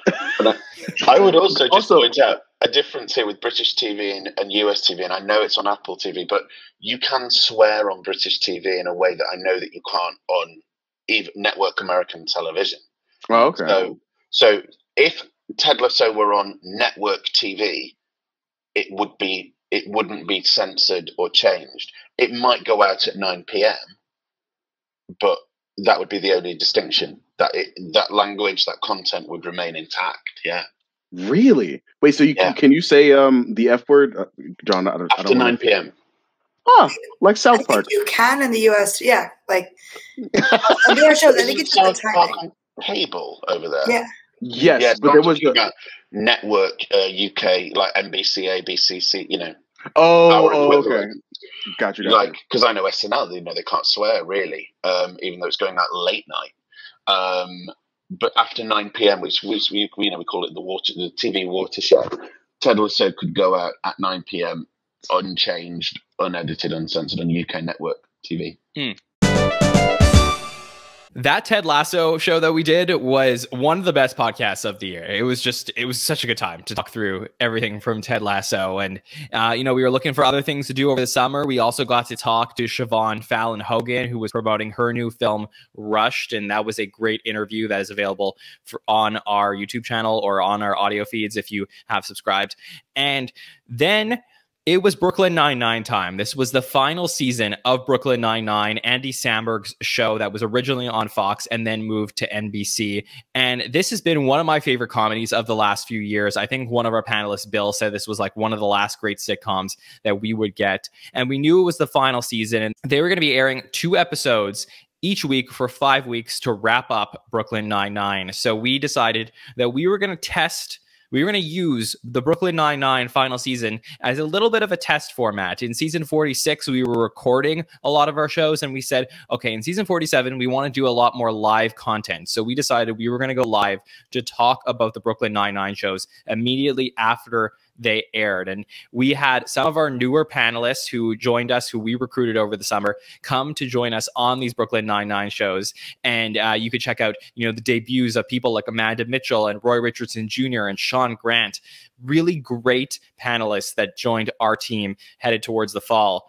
But I want to go to one specific episode of Brooklyn Nine-Nine that we were talking about. And this is when we were discussing, I believe it was episodes 3 and 4 of this season. And this show took place on August 19th, 2021, with myself, Nicole Rovine, again, TJ Randolph, and Rebecca North. And this was a very fun episode because this was the origins of a storyline that has happened on our podcast recently, which is the Nicole and TJ beef. And, TJ and Nicole, they are great panelists and they are so good whenever they're on the show. But, this was the start of a little bit of a rivalry brewing between TJ and Nicole. And I thought it would be fun to play this clip in our best of show. And then Boyle is scared he's going to die. He has this whole moment where he's talking about, the things that he always envisioned he was going to be doing with Jake as they grew up together in their 90s at a retirement home, catching criminals, which was very, very funny. And then, turns out that it was just an infection in the end. So everything was okay with that. So this was okay. I didn't necessarily think this was an amazing storyline. Anybody have any other opinions on this? I think there was definitely something amazing here that happened, John, that we're not talking about. Okay. Charles Boyle, and I don't think anyone expected this. Charles Boyle rocked that fur coat, and we're not talking about it. That's important to bring up. I'd agree. All right, thank you. Thank you. Yeah, I appreciate I'm you glad agreeing you- with me. Thank you. I'm glad you brought that up, which is rare. Yeah. I rarely agree with you, but All right, I not can't tell- only do I agree with you, but I'm grateful that you brought something to the conversation. Wow, progress. Wow. First of all, All right, let's not explore that. I agree. So yeah, so by the way, Nicole and TJ love each other. They're best We friends do. off the podcast. They're just Do we?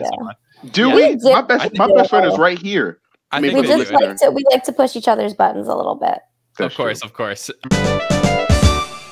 There was one other clip from the Brooklyn Nine-Nine episode, the same show that we were talking with Rebecca and TJ and Nicole about dick pics.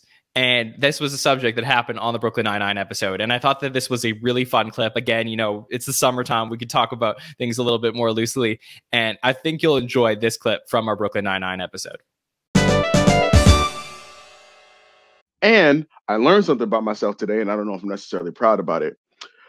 The line, let me rephrase this. When she was wearing the glasses and the big hair, I'm not gonna lie, I dug it. I don't know what it was. You have a nerd fetish. I don't have a nerd fetish. I just think girls look hot in glasses. Like I don't know what it was. Like I don't know. I like girls in glasses. I think they look really like cute. Oh. Shut up! Oh my god. For the listeners, Rebecca might have just put some glasses on. This is not okay. Upon realizing This is TJ's not fetish. okay. Yeah, and TJ's desk we are just doing started a to rise. show. Yeah. We are doing a show, madam. Yeah, but like I was like, I don't think a nerd fetish is a thing, but honestly, lots of things are a thing, and I did not know that. Lots of I things thought- are a thing. That's so. Yeah, lots of things are a thing. Yeah. And hey, and Don't forget everybody that. can have all their things. But I thought it was really funny when they said your nerd fetish because like she absolutely is the one. Oh my god, they both have it. Because remember, there's that scene I think in last season where they're like actively trying to like out nerd each other, and Jake's trying to start like really dumb nerd facts, and she's like, "Oh, mama." Yes. I remember that. Yep. So Yep. I learned something about myself today. I was today years old when I learned. That you have a nerd fetish. Shut up! Oh my god! I just think, look, I just like glasses. Okay, like and the big hair You was, too. and Melissa You Fumero guys was need a a gorgeous spin-off woman. podcast where you just fight. Yeah. Yeah, we got to be careful not to book TJ on podcasts with women with glasses. No, I like fighting with. Oh my! Actually, no. Yeah. That's for the best. Yeah, I thought you were saying. Alright, I thought you were alright. gonna say on shows with Nicole. I know that's what I come on. thought because we I am a bicker. professional. Yeah, I'm what a happened with professional. Rosa this episode? Yeah, let's get to that. We had a lot of fun on those Brooklyn Nine-Nine shows. It was just great to do those for 5 weeks straight to talk about the final season of a great sitcom. And if you haven't gone back and watched Brooklyn Nine-Nine, definitely do that and then go watch our coverage. We had some fun with some new panelists joining us each and every week to talk about Brooklyn Nine-Nine. And then we started to get ready for season 47. And we were, starting to gear up with what was our coverage going to look like. There was going to be some big changes here. And we'll talk about those in a few minutes. But, before we got to that, it was the middle of September when we got word of the passing of Norm Macdonald, which was really upsetting for us in the SNL community. Norm Macdonald, a huge part of an era of Saturday Night Live, a cast member that a lot of people really appreciated because he had basically no filter in terms of the jokes that he was saying and the type of danger that he brought to the show.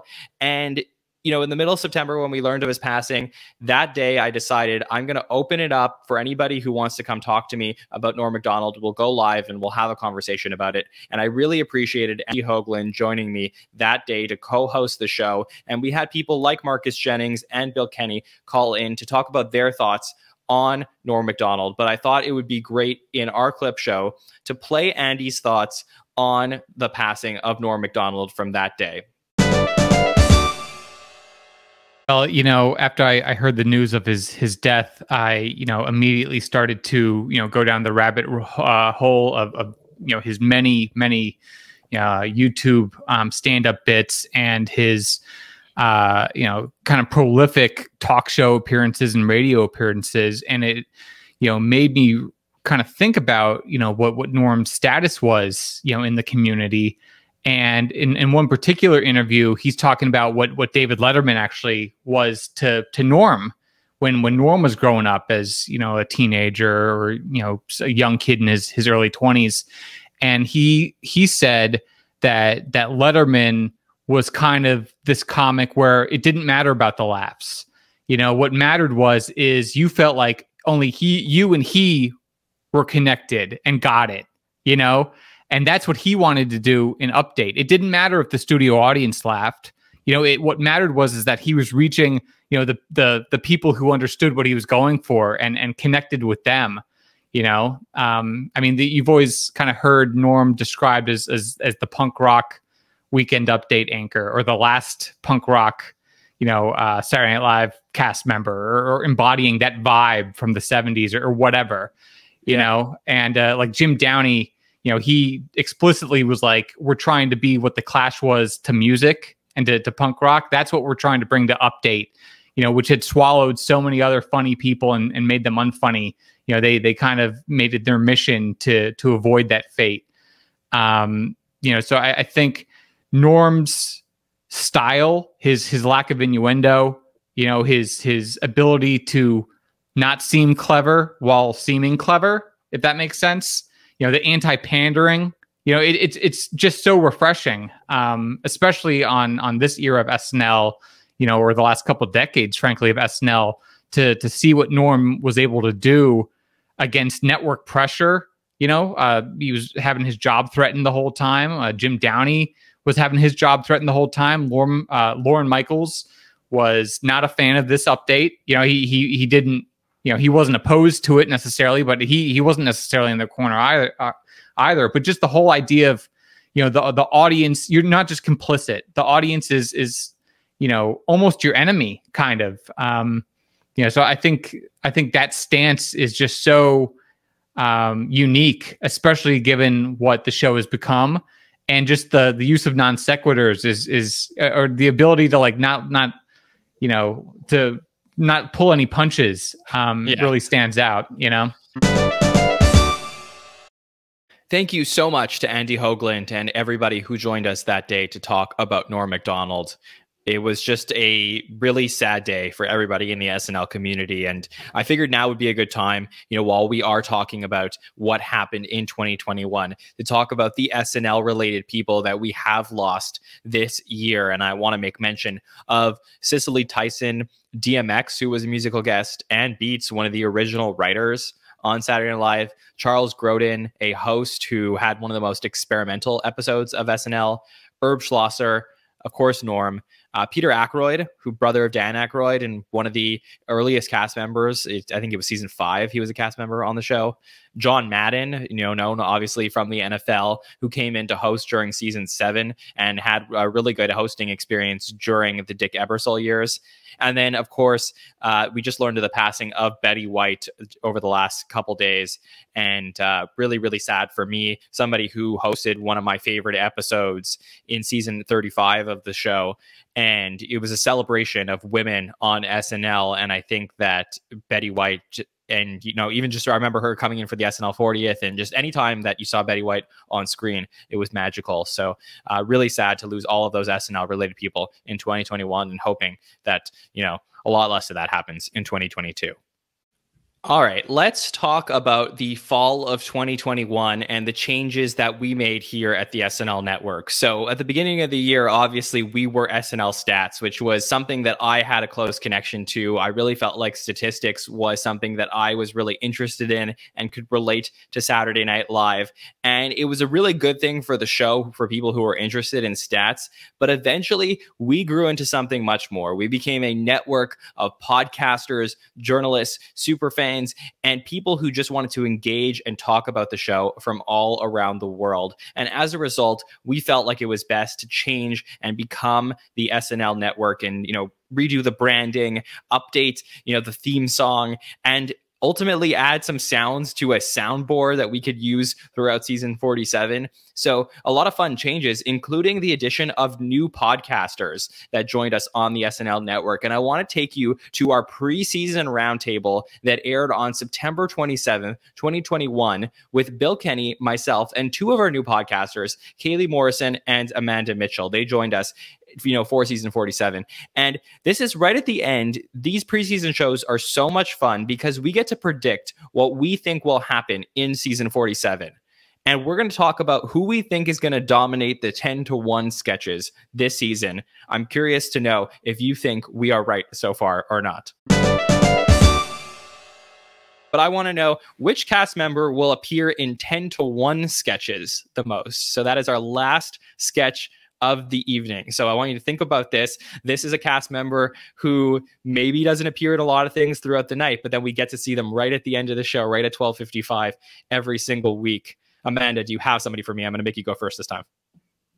It's Sarah. It's going to be Sarah's. That's going to be Sarah's like sweet spot. It's just going to be like ending us on just like that weird, oh, like when you go to go get like sesame ice cream, like that just like slightly weird level of just like, it's good, but I cannot understand if this is a fever dream that I made up because it's the middle of the night, or if that's an actual thing that aired on television in the middle of the night.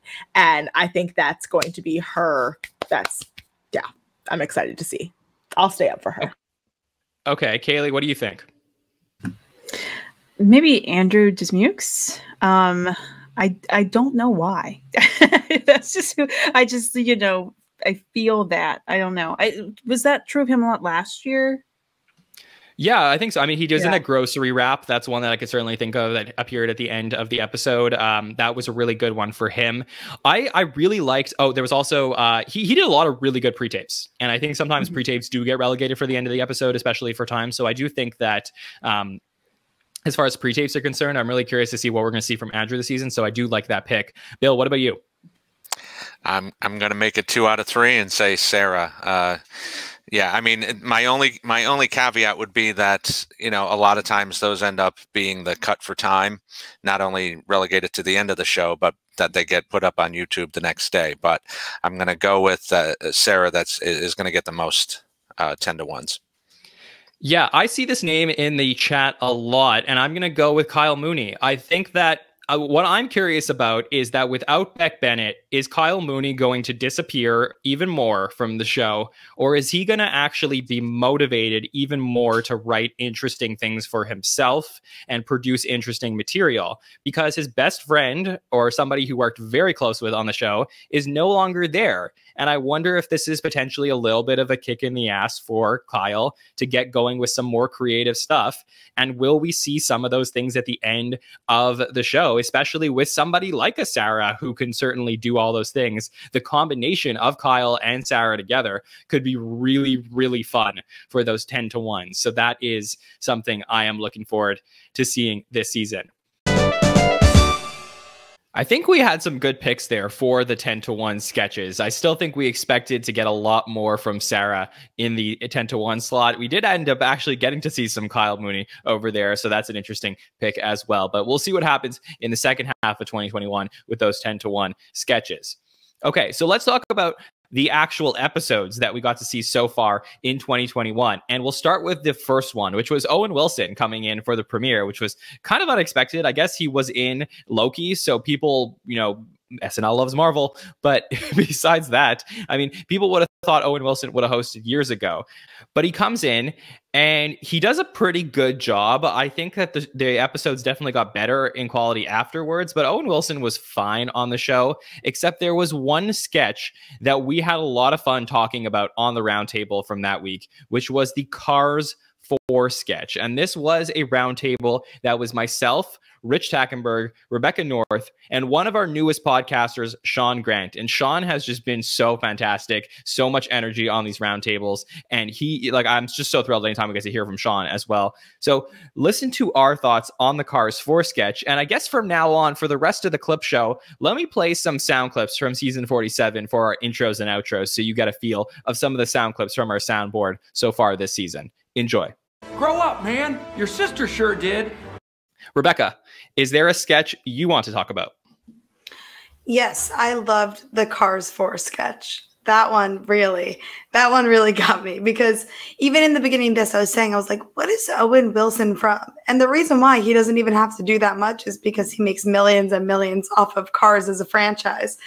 And he went right in there with the Lightning McQueen. And I don't know, I think it took an idea of like, oh, a lot of people get signed up for things within Hollywood that they don't necessarily believe in the role, but they do it for the money. But it didn't hit there right away till the very end. So just if people have not seen the episode yet, they had Owen Wilson go in to read for Cars 4, and they gave him like a bunch of script, and it went from his normal like ka-chow and all of the Lightning McQueen-isms that he would do, but then made Lightning McQueen's character like really messed up, like flirting with other people, like flirting with younger women and middle schoolers, and say the R word or just that. And it even tripped Owen Wilson up when he was reading for it, which also made you laugh because it kind of gave like a genuine sense of like he was reading. I don't even know if he was acting or genuinely messing up some of the lines, but either way, it kind of felt like how he would be feeling if he went in to read for this and like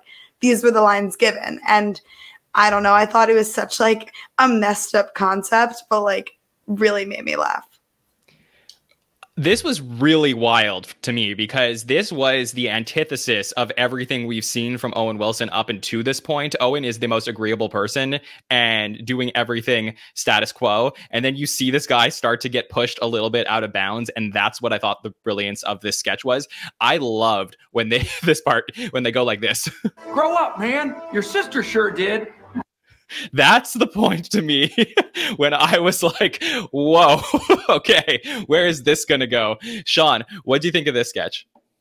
Oh, man, I love that sketch. It was just, like Rebecca was saying, perfect escalation. Like, how can you get creepier, freakier? I've never seen Cars, but you don't need to. It's a cartoon. You get that. And, yeah, you're just like, oh, my God, this dude is wilding. And it just... You know, even the Larry the Cable Guy impression was whatever, but I mean, that was just, it escalated perfectly.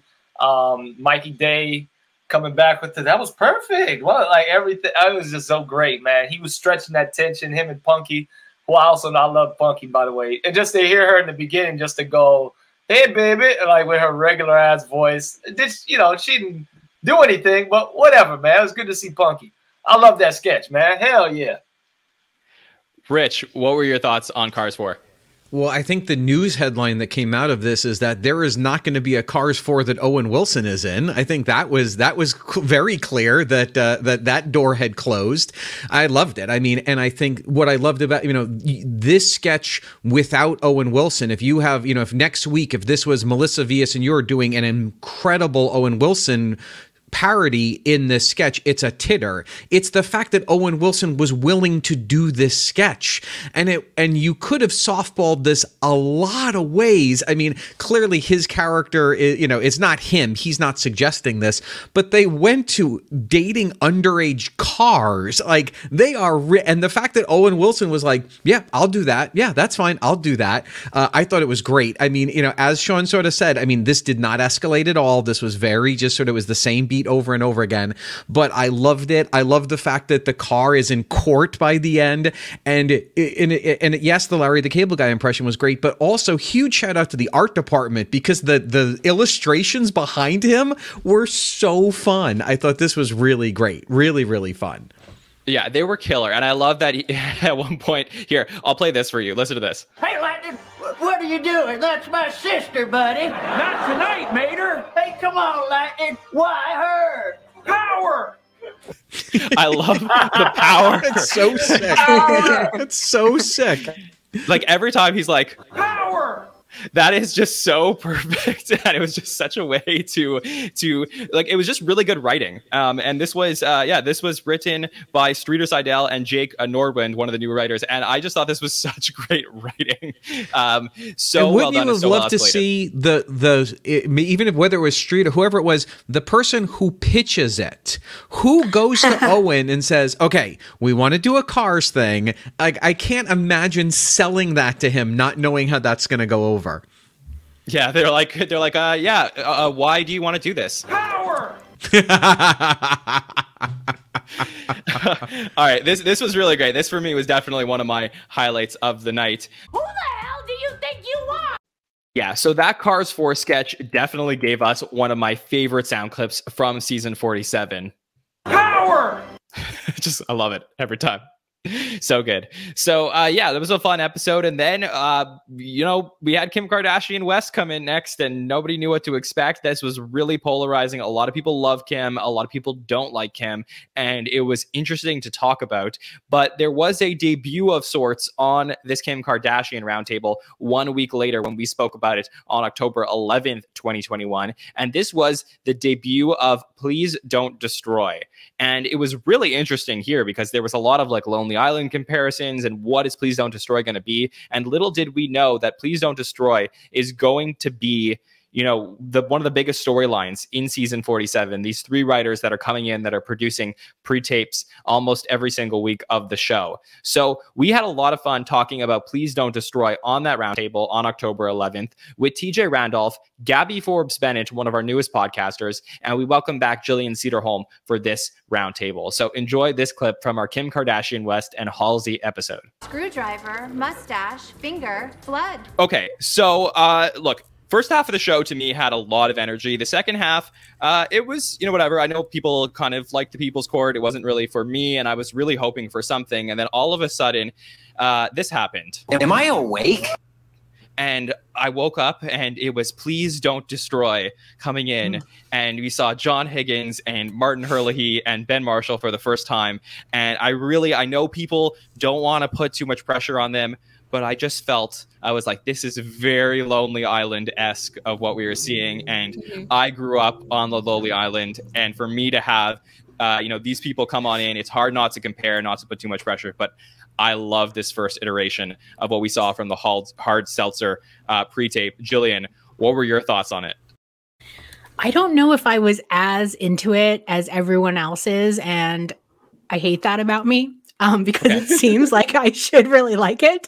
I like that it was short and snappy. It just wasn't nothing about it really took me by surprise. It never went. The belt buckle out of the mouth. Yes, I liked that, but I don't it was just missing one extra element. But I'm really excited to see more of what they do. I was not familiar with them, and I didn't even know the nepotism of them until this morning. Oh my God! Right. So.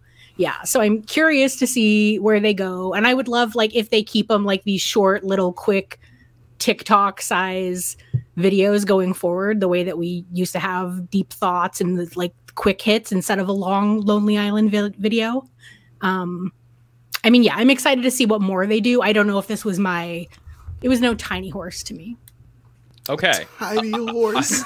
That's my bar. Oh my God, Tiny Horse. High bar.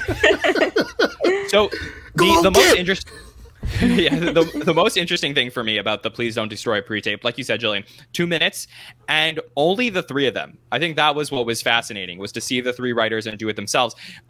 Whereas with the Lonely Island, what we got to see in the digital shorts was they would take one or two cast members and you'd have Akiva and you'd have Yorma and a bunch of stuff, but it was really about Andy's interaction with the rest of the cast.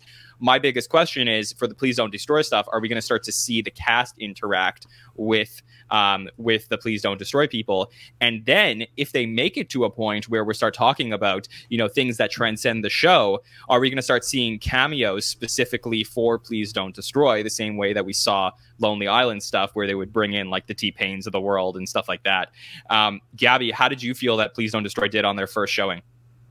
Yeah, I thought it was a solid, start. I thought that it was very entertaining to me. I'm only kind of familiar with them. I've seen their videos show up on my Twitter feed a few times. And so having seen a couple of their videos and then going into the episode on Saturday, it was basically just the same kind of energy, the same kind of video. And so I think that's why it the 2 minutes, even though it's not that long, it felt right for me, because I guess that's, the typical length of their online sketches. And it was actually quite refreshing to see in a way, because I kind of viewed it as this is the next generation's Lonely Island, maybe, it's I hope that it kind of takes that trajectory, and I'm sure that they will, now that they have a bigger budget that they're a bigger budget and now all of this access to SNL and the entire cast, I'm sure that over time they'll start to include people. Again, this was their first time, right? Their first video for SNL. And so over time, they're probably going to end up with those cameos and getting bigger and better. Yeah, that's kind of how I viewed it. Cool. TJ, what did you think of this? I thought it was funny. It made me wonder, will someone ever make a... Because I did pause when the Jiffy Lube box, like, summer flavors came up, and I saw that there's one that's leather seat flavored, there's one that's oil change flavored. And I was like, I wonder, like, what on earth would these taste like? Granted, I will go on record and say that hard seltzer is trash. It's overrated. Yeah, I'm coming with controversial opinions. Would you say, Gabby? I disagree. Oh, that's fine. I think hard seltzer is trash. It tastes like if someone was like, "Yo, you want to drink cardboard?" and I was like, "Oh, I wonder if that's a flavor they had in the sketch too." Like it just got it's like somebody who didn't season the chicken breast. It's got no flavor. But the sketch, however, somebody seasoned this chicken breast well because I laughed my ass off. I thought it was really funny. The men's jackets. Yeah. But the thing that weirded me out the most. And by the way, no, I did not hate these guys' faces at all. I thought they were really funny. But the thing that I'm really, who cares? You thought their faces were funny or they were funny? I thought they were funny. They made me laugh a lot, but I didn't hate their faces because I know that J.J. thinks, who cares? Anyways, but the thing I found the most odd, though, is one, they didn't even involve the host in this because Andy would usually have the host, like when Shia would do the Dear Sister or something. Like the host didn't show up, and not a cast member to show up. And then you know what's kind of interesting is to think about this in the macro, because it means that the show is not this strict structure. It's not like 2 pre-tapes. It's not just a few sketches. It's not the 10-to-1. You know, it can still be, you know, your Lonely Island. It can still be your the ambiguously gay duo. They can throw something in there that is not like somebody who's there week to week.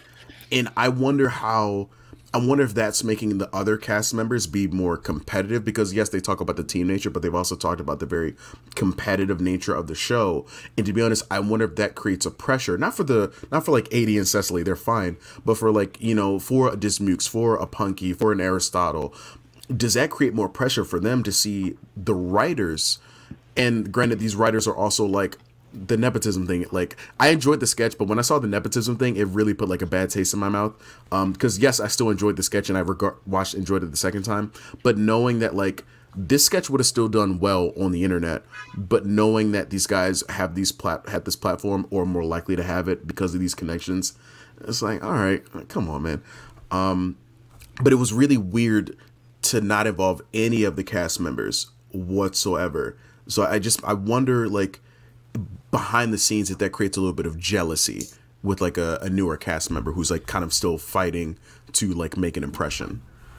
I mean, I kind of like that. I think that was what worked. And I think that you have to, at this point, like SNL is obviously bought into bringing them on board and is going to buy into them producing things for the show. I think if you're a newer cast member, there's like no better time to bond with the Please Don't Destroy people, to have them write for you and put them in their stuff. I mean, SNL is competitive. And, you know, if you're there and you're Aristotle or Sarah and you want to get yourself into stuff, I mean, work with these guys. These guys could produce some really cool things. I mean, they're also not just producing this, they're also writing sketches. I believe they wrote one sketch. They actually wrote the lotto drawing sketch that we spoke about earlier with Colin and Ken Sublette. So like they're involved in live sketches as well. So I think that these people are going to have a prominent role on the show. And if you're able to bond with them earlier on in their run, it could be very successful for you. Will you drum all the small things on my ass when we get home? Yeah, so little did we know that Please Don't Destroy was going to continue to do stuff week after week on the show. And I mean, some of it would get cut, so I wouldn't say that, you know, they completely dominated in terms of their pre-tapes. But as far as the sketches that they've written on the show, I mean, they've wrote some of the best sketches of the season so far.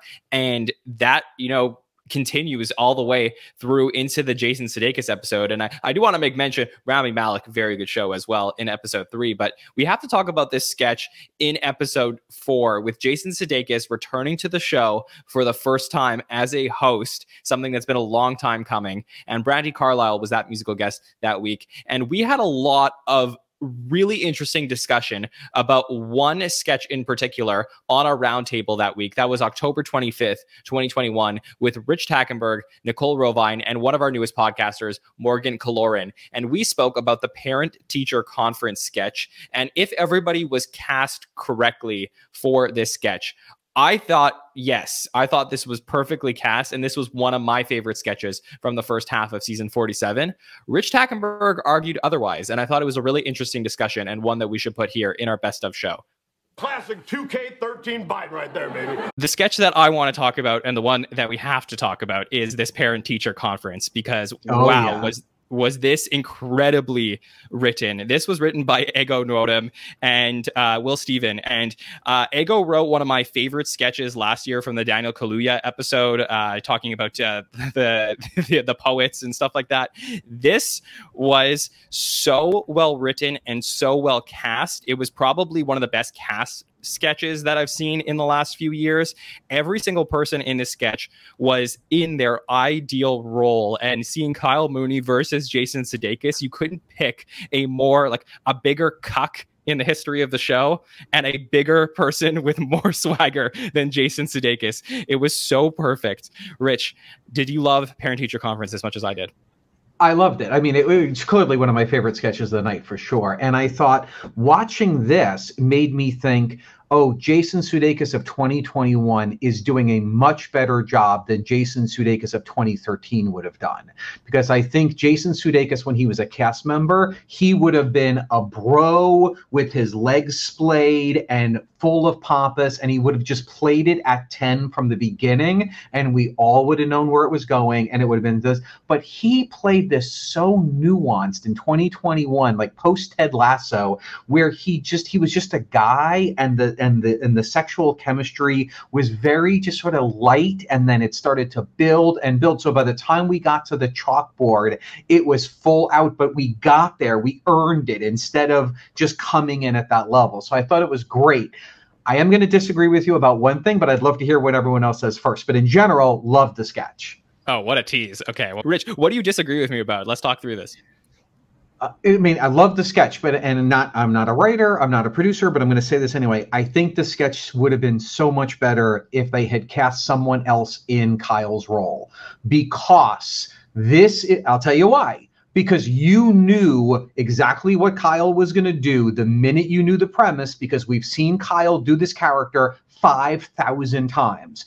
Put Andrew Dismukes in the role. Put Alex Moffat in the role. Now we don't know where the sketch is going to end. And I would love to have seen that twist on it. Same writing, end the same way, but a different actor brings different energy, different tension. Even if you have someone like Moffat who actually could physically be the same size as Sudeikis, it would have played differently. And I think the end with I'm bad at fractions would have been a much bigger laugh. Huh. Okay. Just throwing it out there.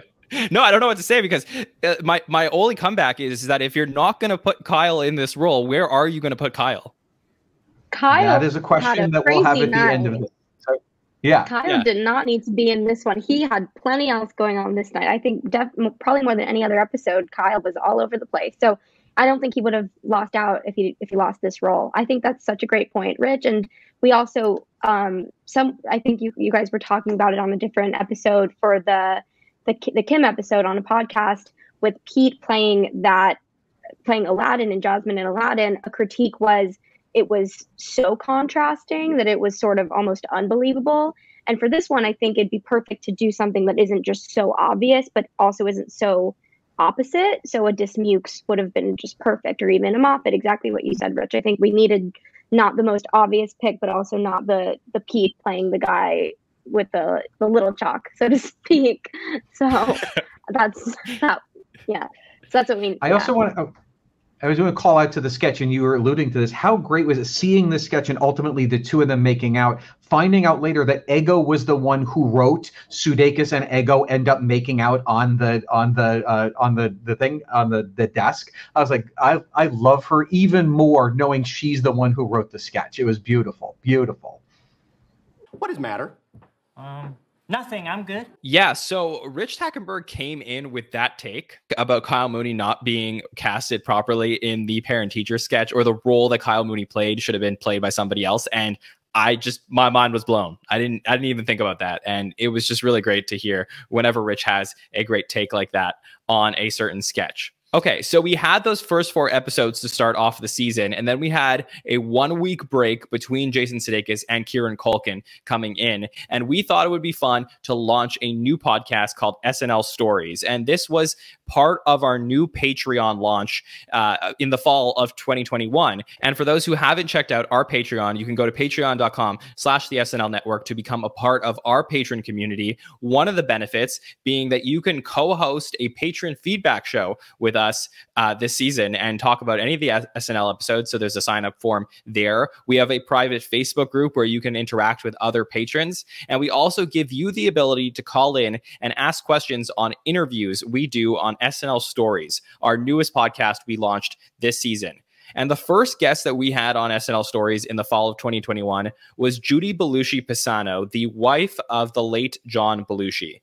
And Judy, I could not be more thrilled with our conversation with Judy. She was so lovely in every sense, getting to talk to her and hearing her stories. And I thought I would play you this clip where we asked her about what Chevy's relationship was like with John Belushi. Because, you know, we always heard behind the scenes that there might have been some issues between John Belushi and Chevy Chase. And I thought it'd be fun to ask Judy Belushi about that from SNL Stories that we did with her on November 4th, 2021, with James Stevens, Andy Hoagland, Judy Belushi, and myself. Enjoy. What was your and John's relationship with Chevy like? That's always an interesting question people like to wonder. Yes, people speculate much. Chevy and John worked on Lemmings, the National Lampoon show I've referred to, for better part of 2 years probably. And they really worked well together. They got along pretty well too. I think that I don't remember any real problems during that show. They divided it into one cast stayed behind with Chris Guest and the musician who'd been the main musician on the show originally, and then John and Chevy and other cast members went on the road. So and that all went really well. The cast got along and they worked, as I say. Chevy and John had a very funny repertoire they could do, and when they hit Saturday Night Live. And as I, it became a little more combative in that, or competitive, I'd say. And Chevy did jump to fame quickly, and yeah, so John felt like Chevy got the news. He was doing the news, and he got the great line, "I'm Chevy Chase, and you're not." So everyone knew his name, and meanwhile, we'd be walking down the street, and people lean out, "Hey, it's the B," which he couldn't have been less happy about. And so, yeah, he was jealous, and he didn't, he felt a little like, what happened? What, how did this happen? And so they had a little contentiousness, but I don't think, and I mean, Chevy has a pretty bad rep, and I guess he deserves it on some hand. I mean, he created it, I guess, but I always, I think he was a really funny guy. He was, he was one of those people who can't stop being funny. They just, that's all they know. That's how they use it. And sometimes it goes awry. And yeah, there you go. I just want to say. Okay. Well, this is Chevy now. Yes, Chevy. Yeah. No, I told him what you said. You're a good guy, right? I love it. Oh, that's amazing. That's going in our best of 2021 special, Judy. So thank you for that. Yes, that's great. That's what happens in the Squid Game. Judy is just hilarious. And I told her on the episode, I said that clip is going to go in our best of 2021 special. And it definitely did. So thanks to Judy Belushi Pisano for joining us, and for everybody who called in for SNL Stories for that day. What an interview. So much fun. Okay. Then the next week, Kieran Culkin comes in to host the show. Kieran, who was at the show when his brother Macaulay Culkin hosted in 1991. And it was cool to get Kieran Culkin back on the show. And there were a couple clips from our roundtable that week that I thought I would share with you. So we'll share two parts of this roundtable. And the first is going to be about James Austin Johnson and his Trump impression. And we haven't talked enough about James Austin Johnson, at least on this show, who came in and took over the start of season 47 with all of his impressions. And we're going to talk about his Trump impression that we saw. And then we're going to talk about the heist pre-tape. And we had some fun with that as well later on in our show. So that is a roundtable that took place on November 8th, 2021 with myself, Darren Patterson from SNL Nerds, who has been a big part of our show since the start. He was actually on the first episode of SNL Stats, Rebecca North, and Sammy K. So enjoy these clips from our Kieran Culkin roundtable. Why did I choose the urinal right next to him? But you know, I know like the main part of it was you know, the cold open kid, James Austin Johnson, his Trump, which is a solid Trump impression. And I think I remember John, you talking about on the last episode where this seems like now it's officially the end of the Alec Baldwin as Trump era. Like we have JAJ, so we're good.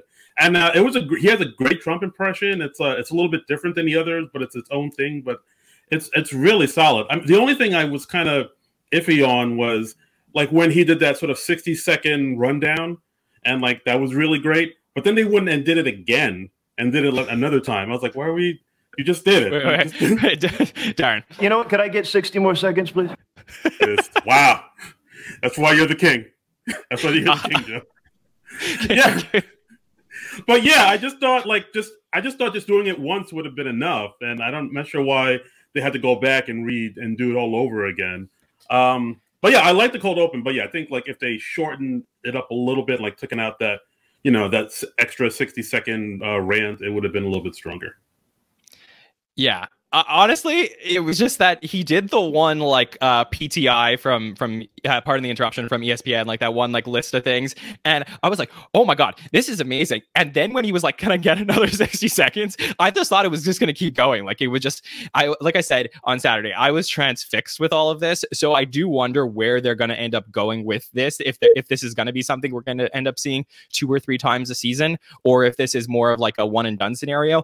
I can't imagine that we're not going to see JAJ as Trump again this season, which is something I'm very surprised that I'm saying.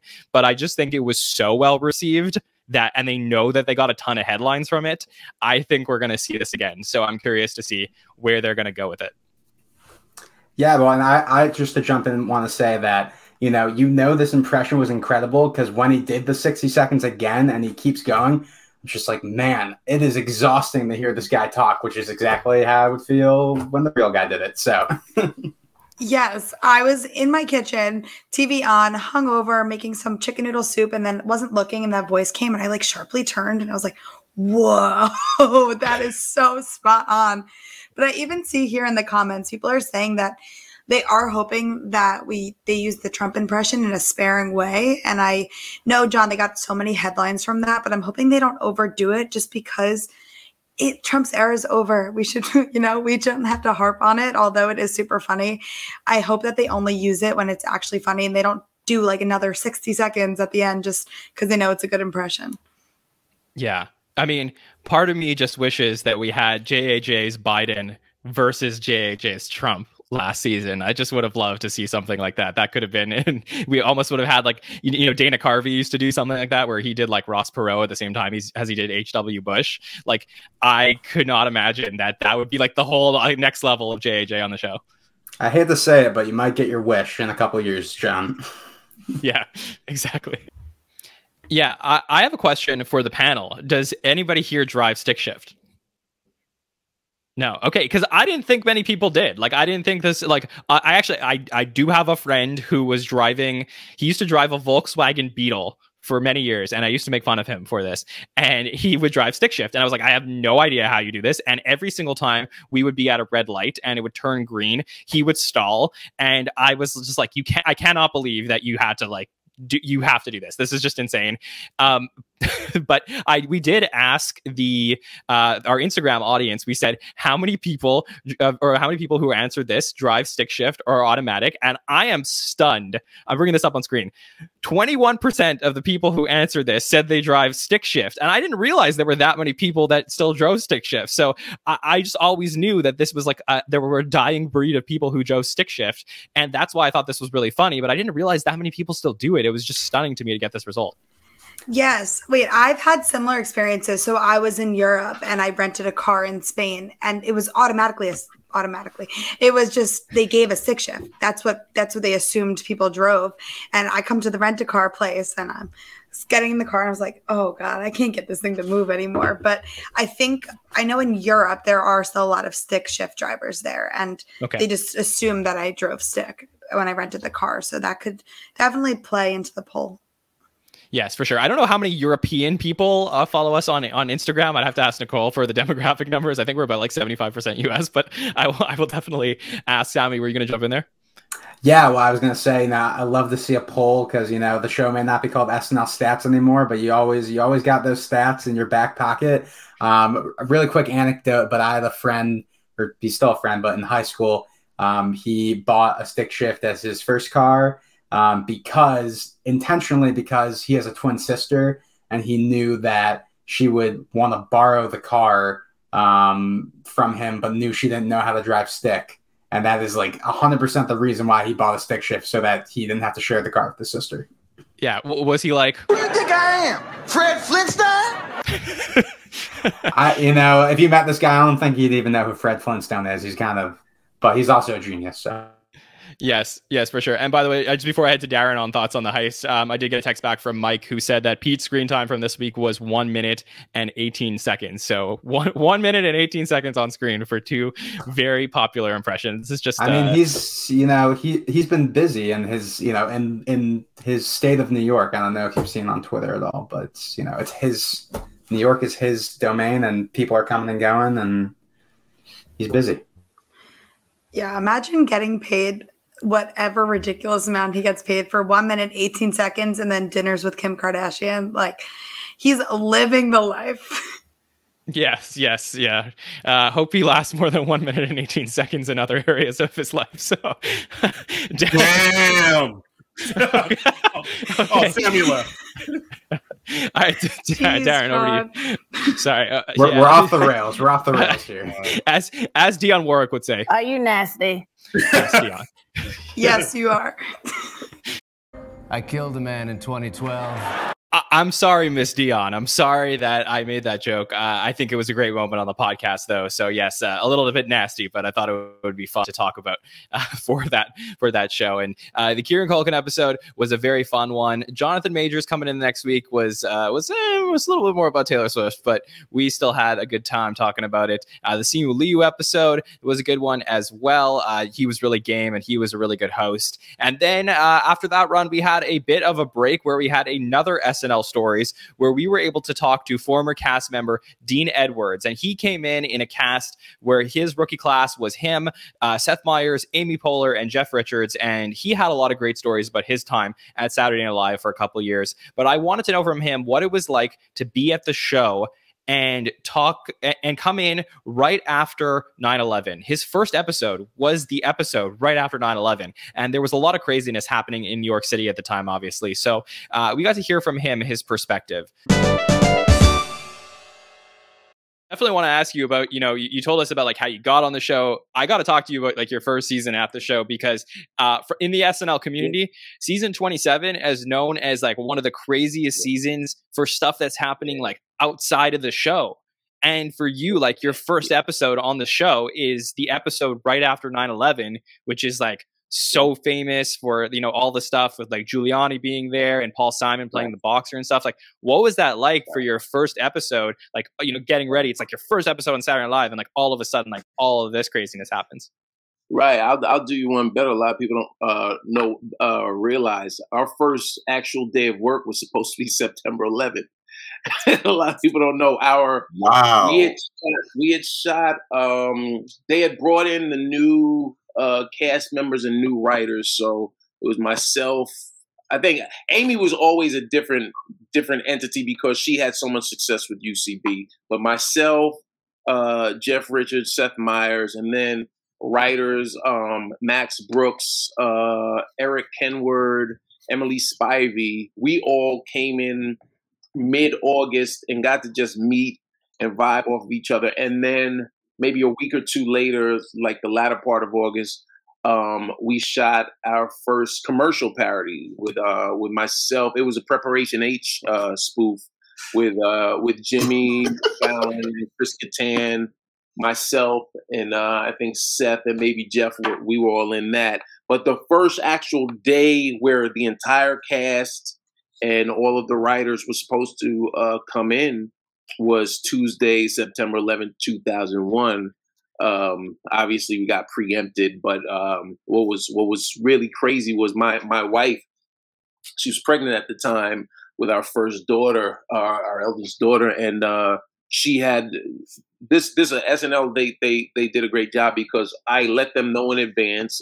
Shout out to Kenny Amon, who just retired, and they said, "Hey, no problem. You know what? We'll send a car for her to make sure she gets squared away so you can come to work." So I was like, "Oh, cool." So we the morning things happened. I looked out of my window because I lived in Park Slope, Brooklyn, so I could see the towers clearly out of my window. I saw out of the window, looked at the TV, brought her downstairs, go to the doctors, came upstairs and saw the fires was on the second building. And I was confused. I was like, I remember saying to myself, how did the fire jump from that building to the other building? And then obviously the crawl where you saw America Under Attack, and then everything changed. And later, late morning, early afternoon, Kenny Amon again, he called, he said, "Hey," because I was nervous. I was like, do we still have a job? Does TV still happen? That was it. It was so traumatic because none of us had ever experienced anything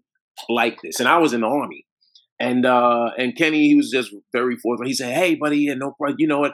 Things are gonna go. We're gonna take today off. We'll take the week off, and we'll regroup and let you know what's going on, and probably link up next week." So when we had that first show, it was just very evergreen. It was, I remember, the idea really was just, we want to keep it as safe and evergreen as possible, just to give people a chance to sort of exhale and say it's okay to get back to business, get back to laughing.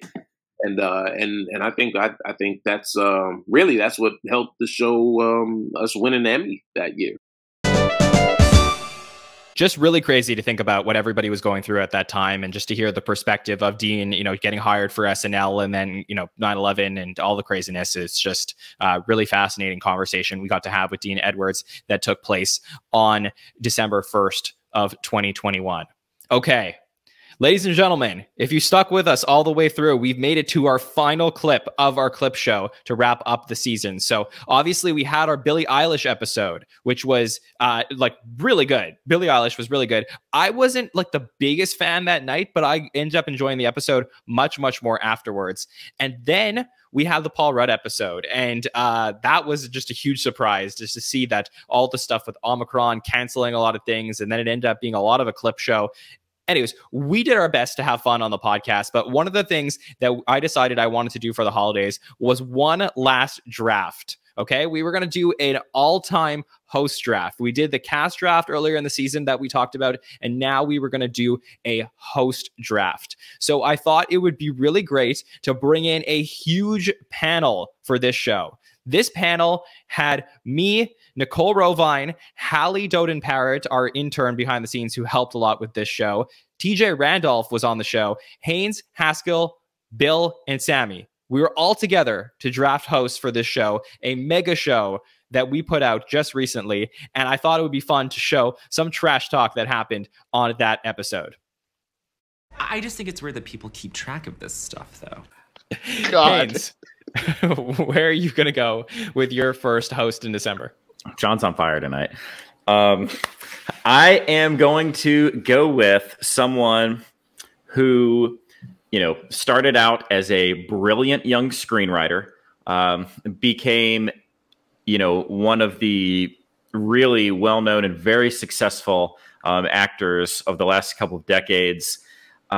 This is a person who, honestly, before they, SNL really, it's not like I had not have the opportunity to be very exposed to this person in film, but on SNL, I was just really impressed with the accents. This is a person who can just really do a ton of accents, and for some reason, that's a pet peeve of mine with actors. That like I just really hate actors who can't do like a multitude of accents. I think that should be a core component of being an actor. And so this is someone who actually hosted a holiday episode very recently, and I didn't realize I was going to do another North Carolina tie-in, but when he guest stars on 30 Rock, we learned that he does live in Raleigh, North Carolina, which is where I am right now. That would be Mr. Matt Damon.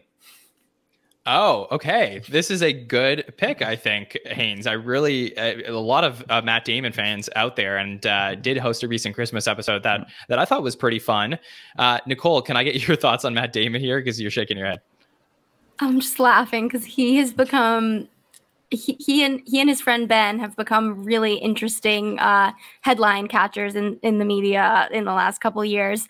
I feel like Matt has maybe taken a backseat to Ben on some level, but I mean, I don't know. I think he's very talented and everything, but that article that went around where he thought it would be, I don't know if we're gonna want to include this, John, but when it he was doing maybe some like covering his ass like stuff where basically he was saying, I didn't realize it wasn't okay to say the F word until like a couple months ago, and my daughter yelled at me at the dinner table, and it became this like thing. People were like fascinated and freaking out, like, you didn't know that, you work in Hollywood, you like what's not computing. Very Logan Roy vibes reference. If you get it, you get it. So I'm just kind of like, I don't know. I think he's really talented. I feel like they're not, I guess maybe now we're getting towards the end and we could start critiquing each other a little bit.